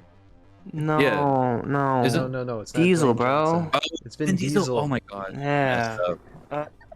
Close. So really you're close. effectively Big rip, taking. man. Big rip. So you're taking one of the most famous people in history, Spartacus, and turning him into the equivalent of a Pokemon. You can only basically say his Yes, name in different ways. Yes, exactly. That's what we're doing. Yes. Nice. Comedy, Jason. You're killing him. You're killing him. Tales of killing him. Valhalla is part satire. It's comedy, man. It's comedy. Just laugh. Uh, I am Spartacus. It's also an old movie. Spartacus. Oh, Anyway, no. Okay, what? Amazing. Anyway, from Todd says, my favorite Cyprian S1 also has stealth flying. Yeah, I think we were talking about stealth flying at that time as well. Oh, and by the way, so Okay, go ahead. that person, that photos. comment in particular, or the Todd comment, that's actually one of my old friends, like old friends from like ages ago that I got back in touch with Hi, because I Todd. was talking about Age of Annihilation on one of the Heroscape groups I had back in the day. And he actually messaged me and was just like, "Hey, how is everything?" And so we actually got back in touch because of Age of Annihilation. So that's so yeah, getting back, restoring old conversations and old connections using the game. Like, I mean, that's why regardless of what happens on Tuesday, I can't really be super angry because I have had so many opportunities from it, So it's like I gotta take it, I'm thankful for the chance to be part of this moment of, knowing that Heroscape could come back at some point, It's given us way more work than we could ever imagine. Sure. And we don't get paid. No. No. We get paid not even peanuts. We don't even get paid peanuts. We get we get paid in hopes and dreams. hopes and dreams. We get. Who might be dashed to the stones, soon enough. Anyway, you were about to say something, Joe. Yeah, I was gonna just agree with the hopes and dreams thing. So that, Yeah. 'cause I was talking to my friends this week, and it's just like that they dangled that first teaser over us in August, and was like, "You want it? You want it? And it's like, oh my god, what are you gonna do to me, man? And they're like, HasLab, and they're like, oh, Yeah. It's kind of like this. It's kind of like starting out, and then it's like, Yeah. he's ready for meme Then- week." then That's it's what just like- Brian's. Yeah, he's prepping. He wants to be memed. That's what he's looking for. I need to He's find a auditioning to TikTok. be a meme. I need to find the TikTok. The funniest TikTok I've seen so far about Age of Annihilation. You remember if you in guys Pirates of find the any funny Caribbean? memes yourself too, just Yeah. away for I sure. gotta go find it because I saw it. It was like kind of like on with TikTok, that thing just exists. Like it's there for really quick and then it's gone forever. And then you're like, wait, where'd it go? Yeah, you gotta like things quick. Yeah. You gotta like things. But you remember that scene in Pirates of the Caribbean? Everyone pulls out guns on each other on the ship, and like Yeah. everyone's like facing off and they're looking at each other. Like, so they took that and they said everybody playing Dawn Raiders. And then they just replayed that entire scene. Everyone was pulling guns out at each other on the ship. Didn't I post that? Did you make that? I think I posted that. Unless someone else posted it, but I remember posting something that said that. I Yeah. need that. I saw find that. It was that. so Find funny. that for me. Not on TikTok, but find me a link to where I can play it. 'Cause Yeah. Yeah. Yeah. I think you can download the video and then just kind of play it separately. But Yeah, no, that was a really good. I don't know why, but that cracked me up because just seeing everyone pull out guns on each other, and it's like everyone playing Dawn Raiders. Like, I was like, that's good. That's a good one. All right. Next comment from Steve says, and this is old news, but morning. Just FYI, Hasbro's doing a live stream at 10:27. Ancient news now, but Avalon Hill is slated to have a partner. Oh yeah. It is a premium member stream, but is covered by the most figure reviewers, so it'll be on YouTube. Now, thank you, Steve, for the comment. That's when they dropped the Scavarith. Yeah, and that was kind of cool, but did that feel just kind of useless? Yeah. It was. I don't know how to explain it. I feel like it was kind of rushed. I don't know. Critiquey right now, but it. And it did show us the video that we never did get. I didn't show like the footage. Like, I mean, the footage. I actually recorded that segment to show. Right. I never showed it, just because it was like. Yeah. It was just trying to. I guess it was just trying to hype people up. I mean, I have the cards. I have the cards, and there you go. You know. Yeah, it just got them to talking about the exclusive figures, which was great. I'm so glad we got those. But I feel like even for the Hasbro Pulse YouTube channel should have separated that section as long as all the other sections from that, just so that anybody looking for Heroscape content or G.I. Joe or Transformers can go back and just find their segment and not watch that 2-hour video. And here, actually, I'm going to say something right now since it's in my head and I'll forget it. Yeah. And this goes out to Chris. You need, and I could be wrong about this, but I'm just saying from my own head, who knows filmmaking and narrative storytelling. I think you need a department that can produce video and film content to release. You might already have some people, but it might be people. I mean, they seriously just need their own Avalon Hill YouTube channel. Yeah, they need some. Yeah, they need a post team under of, Hasbro Pulse, and I'm like, they need their own channel of content creators to do different things to really. I mean, because it will raise value. It will any type of native storytelling. I'm not just talking about Heroscape. I'm talking about all your stuff. Coverage, do things that will raise the value via like narrative storytelling, gameplay, or just whatever. I mean, I'm sure they have a little bit of that because they have released some video content, but I think they're kind of restricted in what they can do, or limited. And that's the big problem. Yeah. Yeah, they probably want these things, but Hasbro Pulse is like, no, you have to do it under the Pulse, brand and whatever. But it's so weird because Avalon, it's not like G.I. Joe. G.I. Joe isn't a company. It's a whole different spectrum. Right. So it's like when they say, oh yeah, we got, for the PulseCon, right? PulseCon's like, oh yeah, we got stuff from Transformers and G.I. Joe and Avalon Hill. And it's like, well, that's not a franchise. That's not even close. How do you put in that under that umbrella? Like it's one of a kind it's not like it's like different studios are making different things. It's like, here's a giant franchises and then Avalon Hill. Right. Yeah. It doesn't really make any sense, and it doesn't really get the notoriety that it deserves. And these other things that like Hasbro releases, they already have their own narrative storytelling branches outside of Hasbro, which bring people in. And there are these war games just don't have that, nowhere near the amount that these other things do.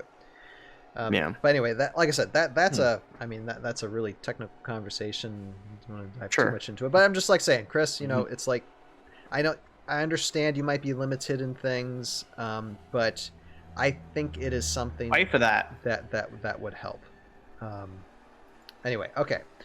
You want to know why? Yeah, go ahead, Jason. Do you want to know why a lot of companies don't do that? Because even though they should. The challenge is the financial side of things. You're basically creating a sales department that can't be tracked. So, like, if you release a battle report of Heroscape, how many copies of Heroscape did you sell? Was it 0 or was it 1,000? You have no idea. True. And even though you're right, it's good marketing. You should do as a company.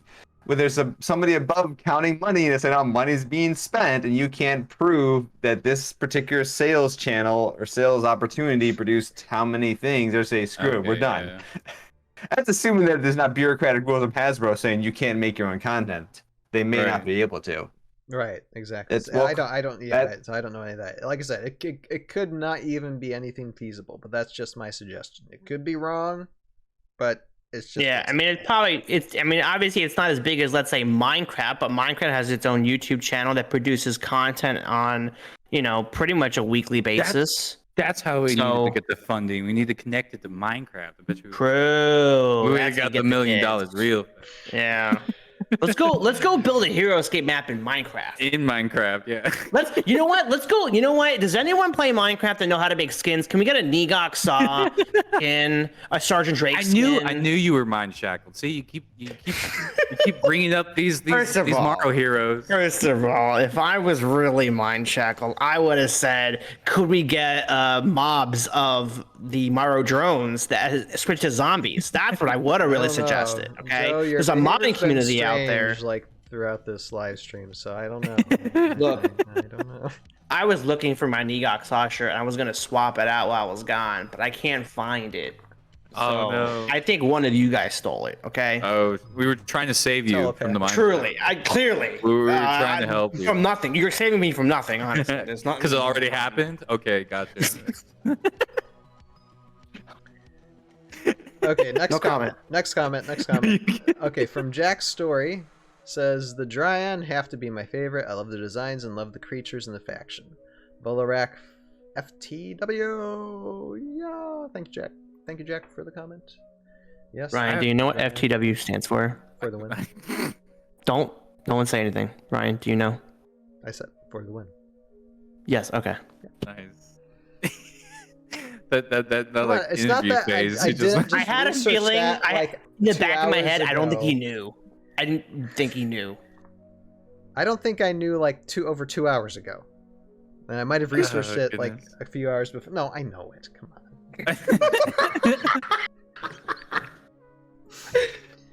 I don't know a lot of those things, but I know that. What? Look, I'm at the point, Look, the people I work with, right? They're like, for the audio podcast, people won't know what I'm reading, so that's why I spell it out a bit. Oh, okay. Yeah. Gotcha. Yeah, because they're going to really want to know the difference between saying for the win or FTW. Right. That's why I say both. Okay. Anyway, you just see Joe disappear. He just podcast thing. Kicked out of my own server because I don't know how to do this podcast thing. I do the filmmaking thing, not the podcast thing. So the podcast thing is us talking. I'm learning, and we're good. We got this. No, but I do. Yeah. I someone mentioned it. They're just like they probably won't want to do this because for future designs. I don't know. But I really do hope we get to take a look at the Dryon because that's pretty much the only faction we've been like the least informed of. We've only seen two. We've only seen two, and because one was an accident, so it's like I don't even know. An accident. They switched Halucha and Halucia. Yeah, when it was it was the Centaur stats, but they put the other guy's stats. Yeah. And then they got rid of it, so the only time you would have seen that is if you saved the original copy prior to the switch. So got it. We all got it. We all got it. But yeah, we haven't seen Marchot. We haven't seen Viney, any of the familiars. Of we haven't seen Xenothrax. So oh my god, I would like to see those cards, but from what they were saying, they probably won't want to show it since Tuesday's the last day. But I'm like, oh man, we're not gonna get those. Next comment. Let's stop being depressed. I'm hopeful. Let's stop being depressed. I'm hopeful. Okay. I'm hopeful that we'll get these cards in the future. Kimmo Bruns. Next comment. Super excited about the new abilities. Yes. Okay. Thank you. That makes me sad too. No, I was kidding. Everything makes me sad. Let's see here. Okay. Next this comment. This is not the Marvel pack. Demon Hunter Pillar 86. I don't know this guy. No. It's not that. I don't believe it. What's up? No, I was talking about the second Marvel pack that we never got. It's not gonna be that. This is Okay. reinforcements arrive. Not Part 2. not subject It's right not now. that. Next It's comment. not. No, just put it on the screen, Ryan. I'll read the next comment. You put it on the screen. Demon Hunter Pillar All right. 86. I don't know this guy, so go ahead and read it, Joe. All right, I'm waiting for the. There you go. Demon Hunter says tabletop bro outing himself as a fake fan was hilarious. Also, my cat has also turned off my computer while I was using it. 5-move bonding axe grinders will be awesome if only they weren't $100 a squad. It's so Exactly. expensive. This I is believe the reason why we need this game. I believe you can get those 3D printed now. So I don't think they're gonna be as I'm pretty $100 sure bucks. it's Right. 3D print. Yeah, it's Unpainted. on my Christmas list. But they're unpainted. Okay, I'm sorry. I just had to. Jesus. That doesn't bother Joe. He's Nope. Well, it doesn't bother me either, but it bothers like the inner me who's like who writes messages on different accounts throughout all social media, at night. Oh. It was me. By the way, guys. It was me. It wasn't, but I'm just saying. All right. Na. It wasn't me. Okay. Okay. Nice.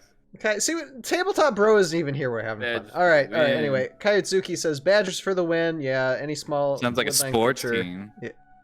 Actually, yes. No, Wisconsin actually, you know what? Badgers, In wave 7 of undisclosed information, we had gotten a Badger squad.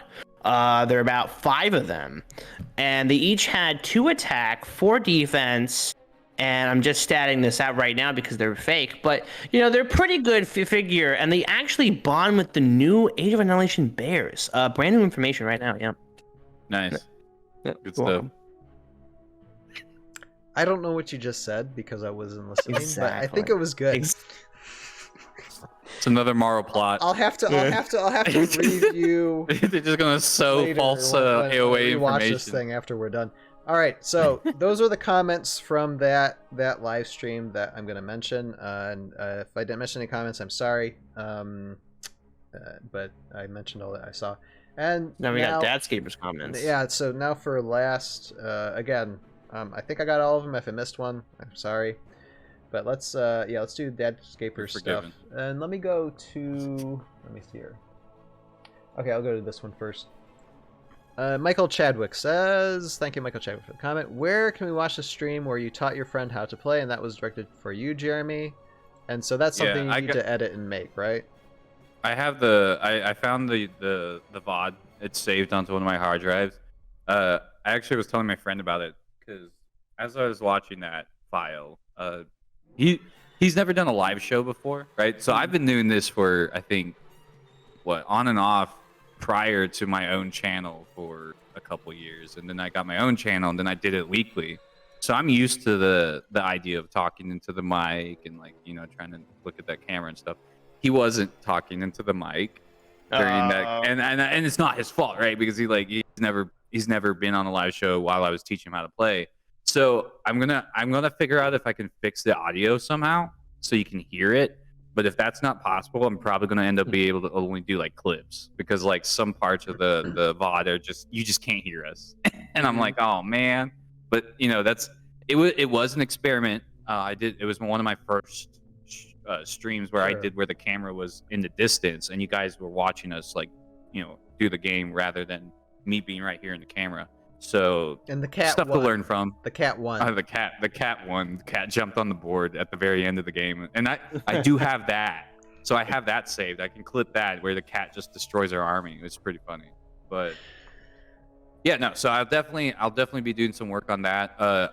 Right now, I've been doing a lot of lore videos. I've been doing lore content for Heroscape, and I'm trying to post as many of those as I can to meet the quota that I set for myself, which was every 50 backers after 3.2K, I was going to do a video, and we're at 3.7. So I think I got 6 more videos to go, which is awesome. But I'm like, oh, y'all really zoomed that number up. Did you really have lore? I mean, you do actually have lore if we had possibly gotten to 16,000. I'm pretty sure you have lore for that. Oh yeah, it would take in the rest of his life, but yeah. Yeah. I was trying to push it forward, push it forward a little bit, and even that, it's like, because there's a lot of topics. I mean, we got like the OG 8 planets, right? 8 OG planets. We got all the original Valkyrie to talk about. So I had every individual character and their class and why they're attached to that class. Yep. So, yeah, I had plans, but definitely going to try to finish that project up, and then I'll see if I, in between that, try to do some clips of the gameplay where I show my friend for the first time. Here's the thing. He even said that apparently I'm a really good teacher because he has beat me already. And I'm just like, hold up, wait. I need you to not do that so often because I just taught you how to play, man. Like, wait, like. Yeah, chill, man, chill. Yeah, no, he's pretty good. He's getting really, really good at playing. He really likes the Steamroller Gladiator army. That was my fault. I introduced that to him. Okay. I should never have done that. I should have never told him they existed. That was my fault. Because now he uses them against me, and it's very painful.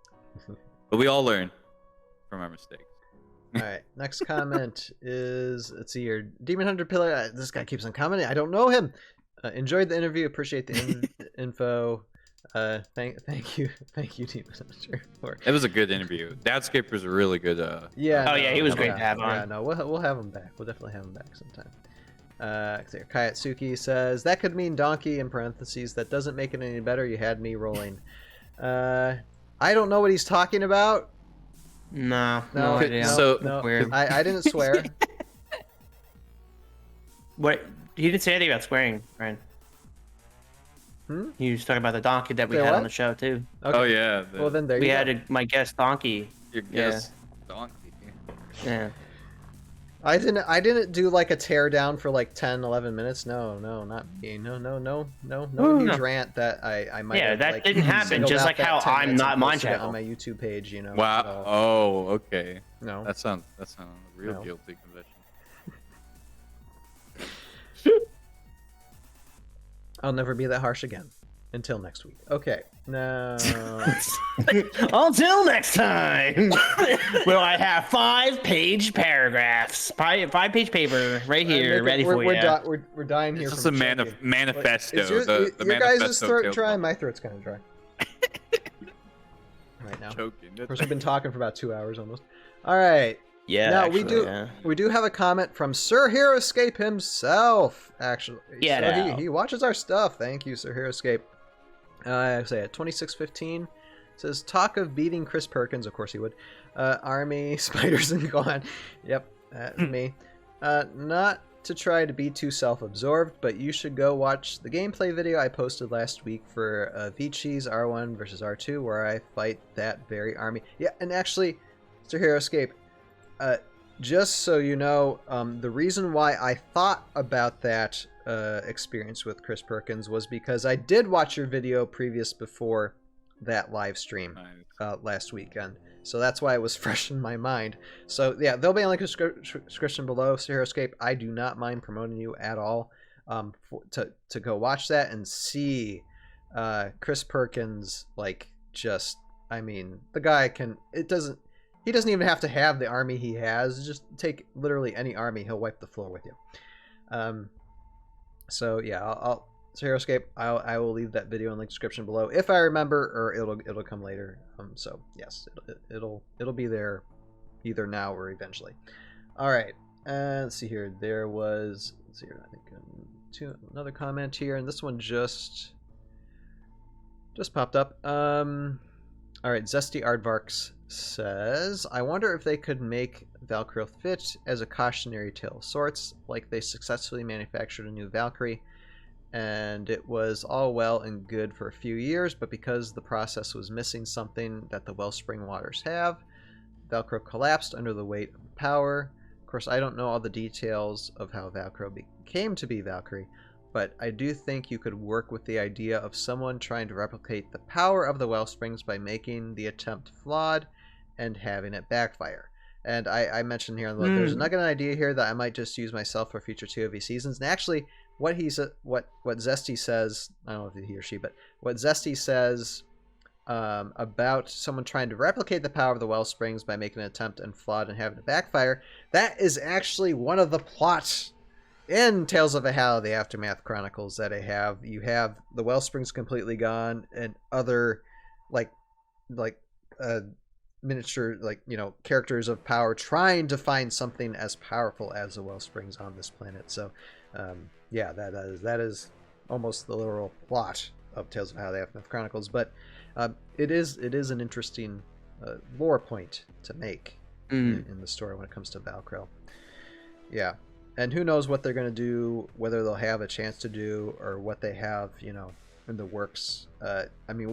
Because you find that, there could be things going on in Chris's mind when it comes to developing these things. He might have stuff written down that we just don't know. Or, like he said before, it might just pop up just in, like, a day's worth of a time to where it's like, oh, I'm just going to do this. And there you go.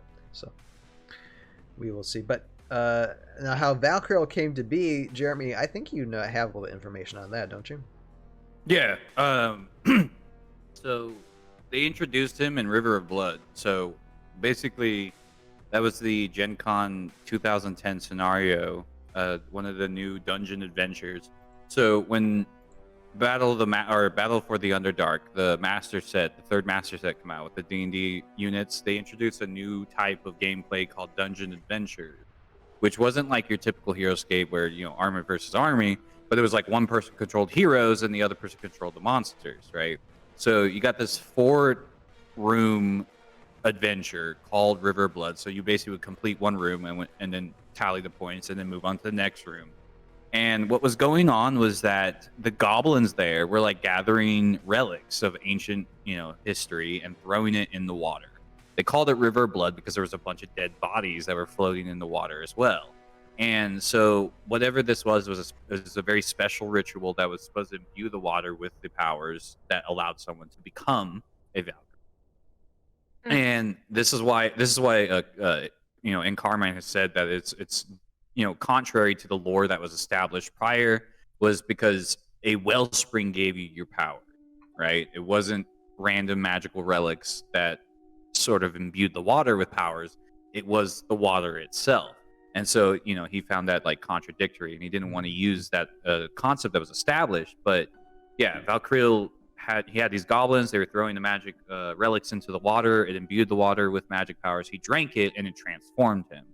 And then the next adventure, which was Shadow Cavern, which this one's crazy. Shadow Cavern didn't come out till like 2 years later, right? We didn't even get that until 2012. And that told us about when Valkyrie first summoned his units, which were, the Hornskull Brutes and all that stuff. But everything about him breaks away from the narrative that was brought to us from Rise of the Valkyrie, from Swarm. And I think Chris was trying to return to the source material by stating once again, you only get your powers from the Wellspring. And if they're going to bring Valkyrie back, they're probably like the idea of it backfiring, like a fake Wellspring, that would be cool. But I don't know. Right. I don't know what his plan was. I think he wanted to just kind of wait it out and see, and then work on it later. Sure. So, or otherwise, who? Right. Who's that? I don't know. That's mentioned often. Yeah, we don't know the person. All right. So thank you, Zesty, for that comment. And then at this point, he could just be a custom Valkyrie. Yeah. Oh, yeah, absolutely. C3V Valkyrie. That's what he is the C3V Valkyrie because everybody, they rounded him out real well with the units. So they were giving him so many cards, Ashidulu and all those others. Oh my God, Ashidulu. Oh, I love that. And now, last comment that we have comes from G Busy, and some things to talk about here. The Biz says it was great to see Dadscaper on the show. I had the opportunity to meet him at the last Mars event MARS event in Maryland. I am curious as to what the future holds for the ToV podcast after November 15th. So here's the question. I hope you guys continue the show regardless of the outcome. If so, what will be the main topic of discussion going forward? Now, what I'm about to say, of course, is subject to change. But as I said earlier in the podcast, I have no intention to give this up. what we're going to be doing in the future, depending on the outcome of the crowdfunding campaign. It might not even matter about the outcome of the crowdfunding campaign. It might be same things, just different things we talk about. If like I said, it depends, because no matter what, Heroscape is here to stay. Mm-hmm. And I think in so doing this, in a sense, still keeps it alive in a way. And for sure, I want to do more interviews. I want to get more in depth about the game mechanics that I do not understand. The C3V. I want to go through Thorum's journal. Go through that lore. Go through. Oh, easy, yeah. So interviews, lore, game mechanics, a little bit lore that might not even be canon, but still fun to talk about. I mean, there's all kinds of things that we can get to. Now, one thing that will probably change is the frequency of the ToV podcast, because I mean, I'm still trying to edit now all 3 episodes of Tales of Valhalla Season 3 at once, and I want to try to do it in 4 months. It might not be possible, but I'm going to give it all that I can to do it in 4 months. More likely it'll probably be like 6. But with that, and after finishing Season 3, then I plan to take a pretty good break from Tales of Valhalla, the shows itself, the stop motion animations itself, and then I can focus more on TV. That focusing on a TV podcast after that will keep me not being idle, and keep me engaged and kind of in the game of still the video, the social media aspect of it. So yeah, this isn't going to go anywhere. What I might do is we might do a ToV podcast like every other week, like every other Sunday. We'll have to see. Like, I mean, it's something that I still am not 100% like certain on how, but we will do it. We will certainly do it. So it's not going anywhere, because I mean, no matter how small the audience, no matter how small or big, we have an audience, and want to plan to build one. Oh, there is one other thing too. The podcast hosting website where I have the podcast, like on Sounder. Well, Sounder's going away. That part. What? Of Sounder, Oh. yeah, it's actually going away. They've announced that. I'm like, I just got on, you guys, and now you're Wait, going away. no way. That's messed up. And so and they're going away for good. So I have to find a way Bad to luck. transfer from Sounder all the ToV podcast stuff to a different place and keep it to where like nothing drops from the other podcast websites that I send this out to. So I mean, over the course of the next few weeks, I want to plan that out, investigate and study. I already have some ideas, but I do need to dive into that more. So I mean, I might take a break from the TV podcast, like past like outside of November, and probably start up again into December or January. So I might take a little bit of a break, but that's just to get everything set up and planned, and get programs and things set up. But it's not going away. Yeah, because I was going to add to that, Ryan, and said, you know, it's not called the AOA podcast. Yeah. So Exactly. it's called the ToV podcast. And Tales of Valhalla ain't going anywhere. That should have already gave everybody like a tidbit of like their answer. No, that's okay. No, it's a Right. good question. It's a good question, because Sure. I mean, Fair. We started. I had been thinking about that crowd. for like a month or so. Like, okay, what do I do after, you know, all this hype is done? So yeah. So Sell your Heroscape. No, I was kidding.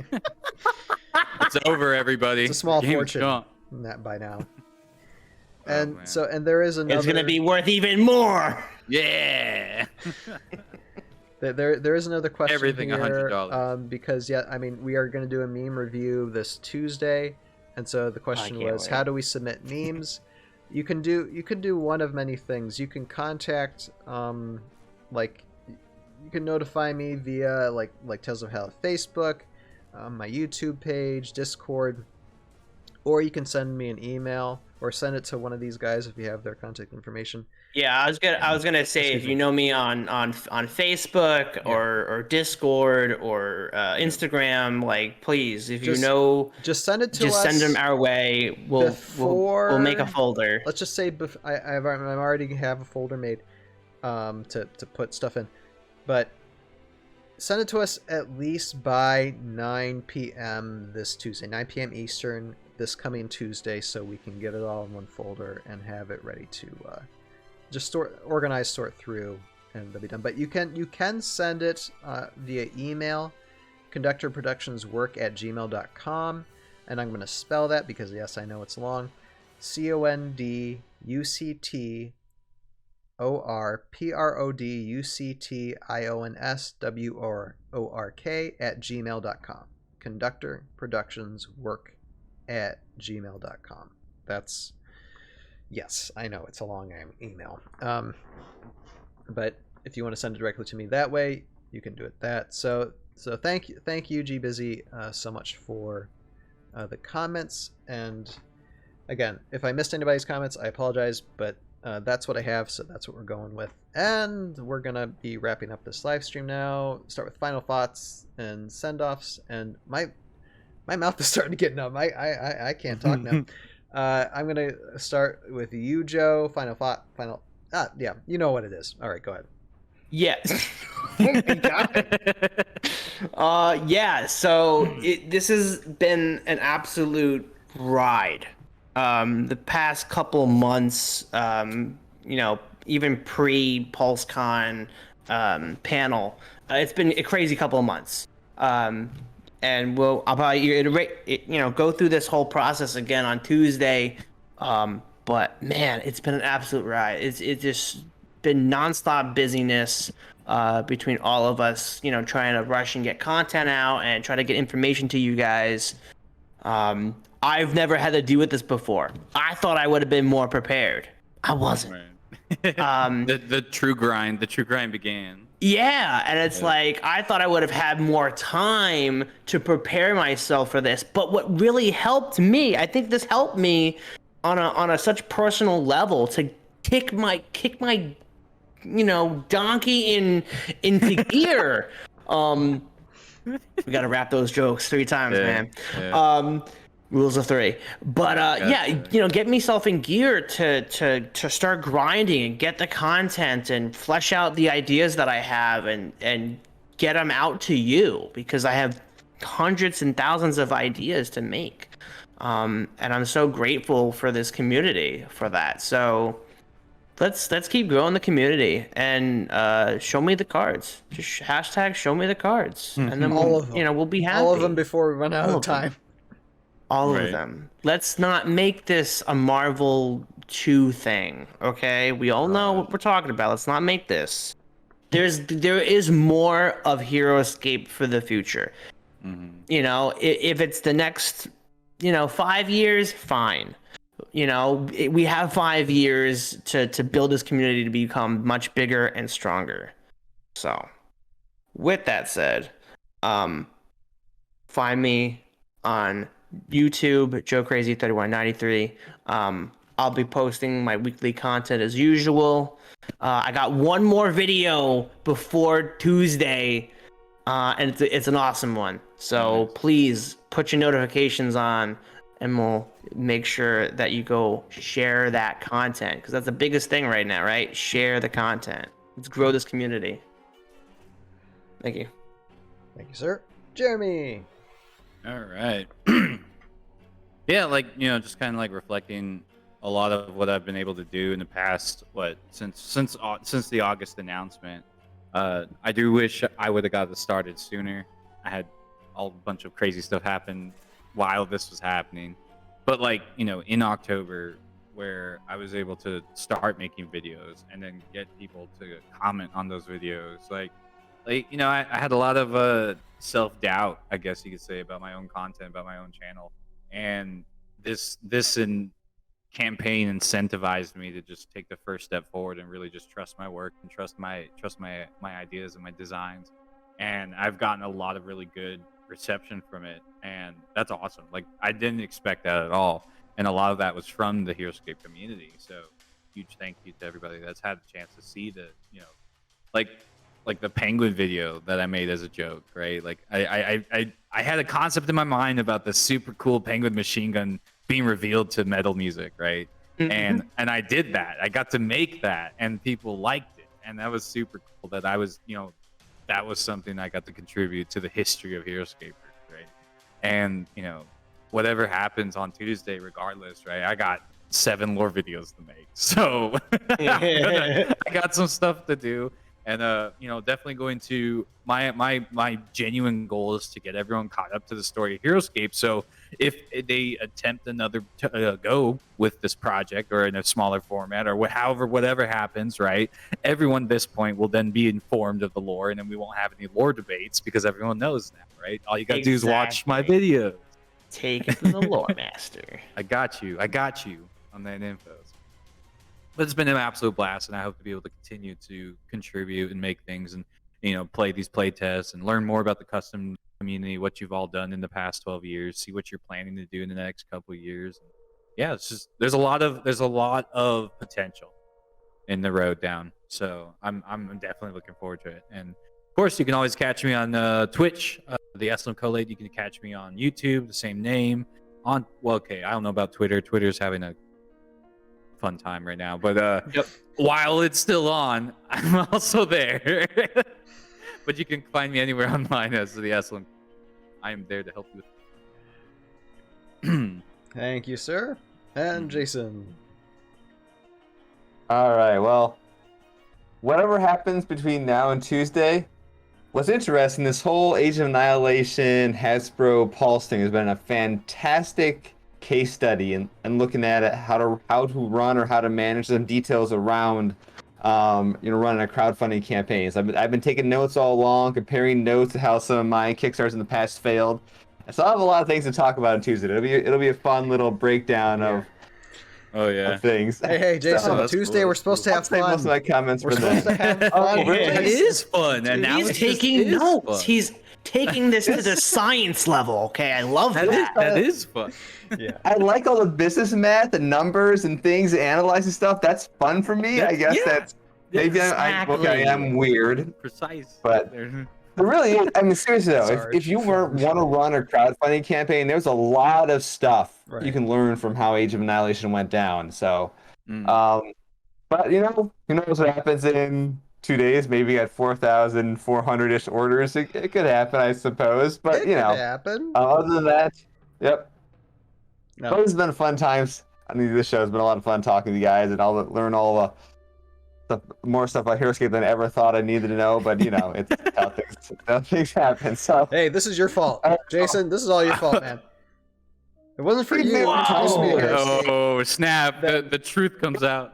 Kicking my butt so many times in Heroscape, none of this would have happened. So. Wow. Because did you ever tell? I don't know if you guys. Because Ryan and I were roommates years ago, like almost 15 years ago, well before you were married. So, you know, I don't know, like 2000 and something or another. And I don't know why I bought Heroscape. Probably because I wanted cheap content for back when I was running the Tabletop Battlefield podcast the first time. And I had it out. Ryan came home. He's like, "What's this game?" I'm like, "I don't know. Let's play it and see how it goes." and that's basically the start of how all this began. So. That's pretty cool. Absolutely, and you can check him out on his YouTube channel, Rocker Robotics, and and Jason, Rocker Robotics on YouTube, Tabletopbattlefield.com, and Empire Under Siege for Legends of Caladagia. I got a new miniature coming out here fairly soon, so cool. And you can we can do this detailed, fun stuff after the clock goes to 0. Okay, then we can do it. Okay, jeez, then we can get after the clock goes to 0. Yes, it's like midnight. Yeah, exactly. You know, Jason, now keep in mind, okay, currently my family right now is sick. I'm probably going to get sick too, and I'm still going to be here on Tuesday, managing everything. And hopefully I'm not. Hopefully I'll be fine. Hopefully I'll be okay. But but I just don't know at this moment in time what I'm gonna be like come Tuesday. So, and I'm gonna stick with it, no matter how I feel. I don't care if I'm a zombie. I'm gonna be here after midnight. And yes, when the clock gets down and it's midnight, we won't stay on for very long. It'll probably be like a half hour, unless we get into an hour-long discussion. Then it won't be. But that is the or plan. the HasLab doesn't stop. Yes. Yeah. Just the clock It just keeps going. going. And we're It's like, oh, everyone keep donating. Go. Second. Hurry! okay. Anywho, I'm Ryan. Tales of Valhalla. Tales of Valhalla, the Aftermath Chronicles. And what can I say? Well, I'm not going to say too much because I have said more than enough. These past 3 podcasts, my goodness, it's like I feel like I need to give inspirational talks now. I don't know where this is coming from. But when it comes to, well, again, this Tuesday, we're going to have a blast. It's going to be a fun time for anybody who can make it. Even if it's joining up just for a little bit of time, we're going to have fun. And I will say, when it comes to just looking at the numbers or the lack of numbers, I just, and I've posted this on like Facebook social media sometimes, when people, and there's this little clip in Lord of the Rings, I think it's Return of the King, where you have Theoden, and Theoden is out of all Lord of the Rings, Theoden is my favorite character. In the movie, he's left-handed, so there's that. But it's literally a man who is past his prime, who has to rise up and become something that he didn't think was possible, and to overcome. And he does, of course, spoiler if you've never read the book, it is like 80 years too late for that, but he does die in the end. But it's a very honorable death, and I think especially in Lord of the Rings, it's one of his charge when he leads the Riders of Rohan into Gondor. That still brings tears to my eyes.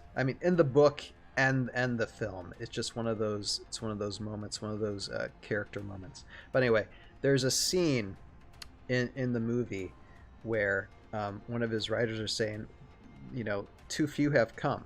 We don't have enough numbers to storm the gates of Mordor to help our friends. And he's like, you're right, there are too few, but we're gonna go into battle nonetheless. So this Tuesday, that's exactly what we're gonna do. We're gonna have fun. We're gonna go into battle no matter what the numbers, and see this through. Like I said, take the hit or not take the hit. It's up to you. We're gonna take it and embrace it and just continue living through it. So with that, again, like I said, hit all the buttons, ring the bell, like, share, subscribe.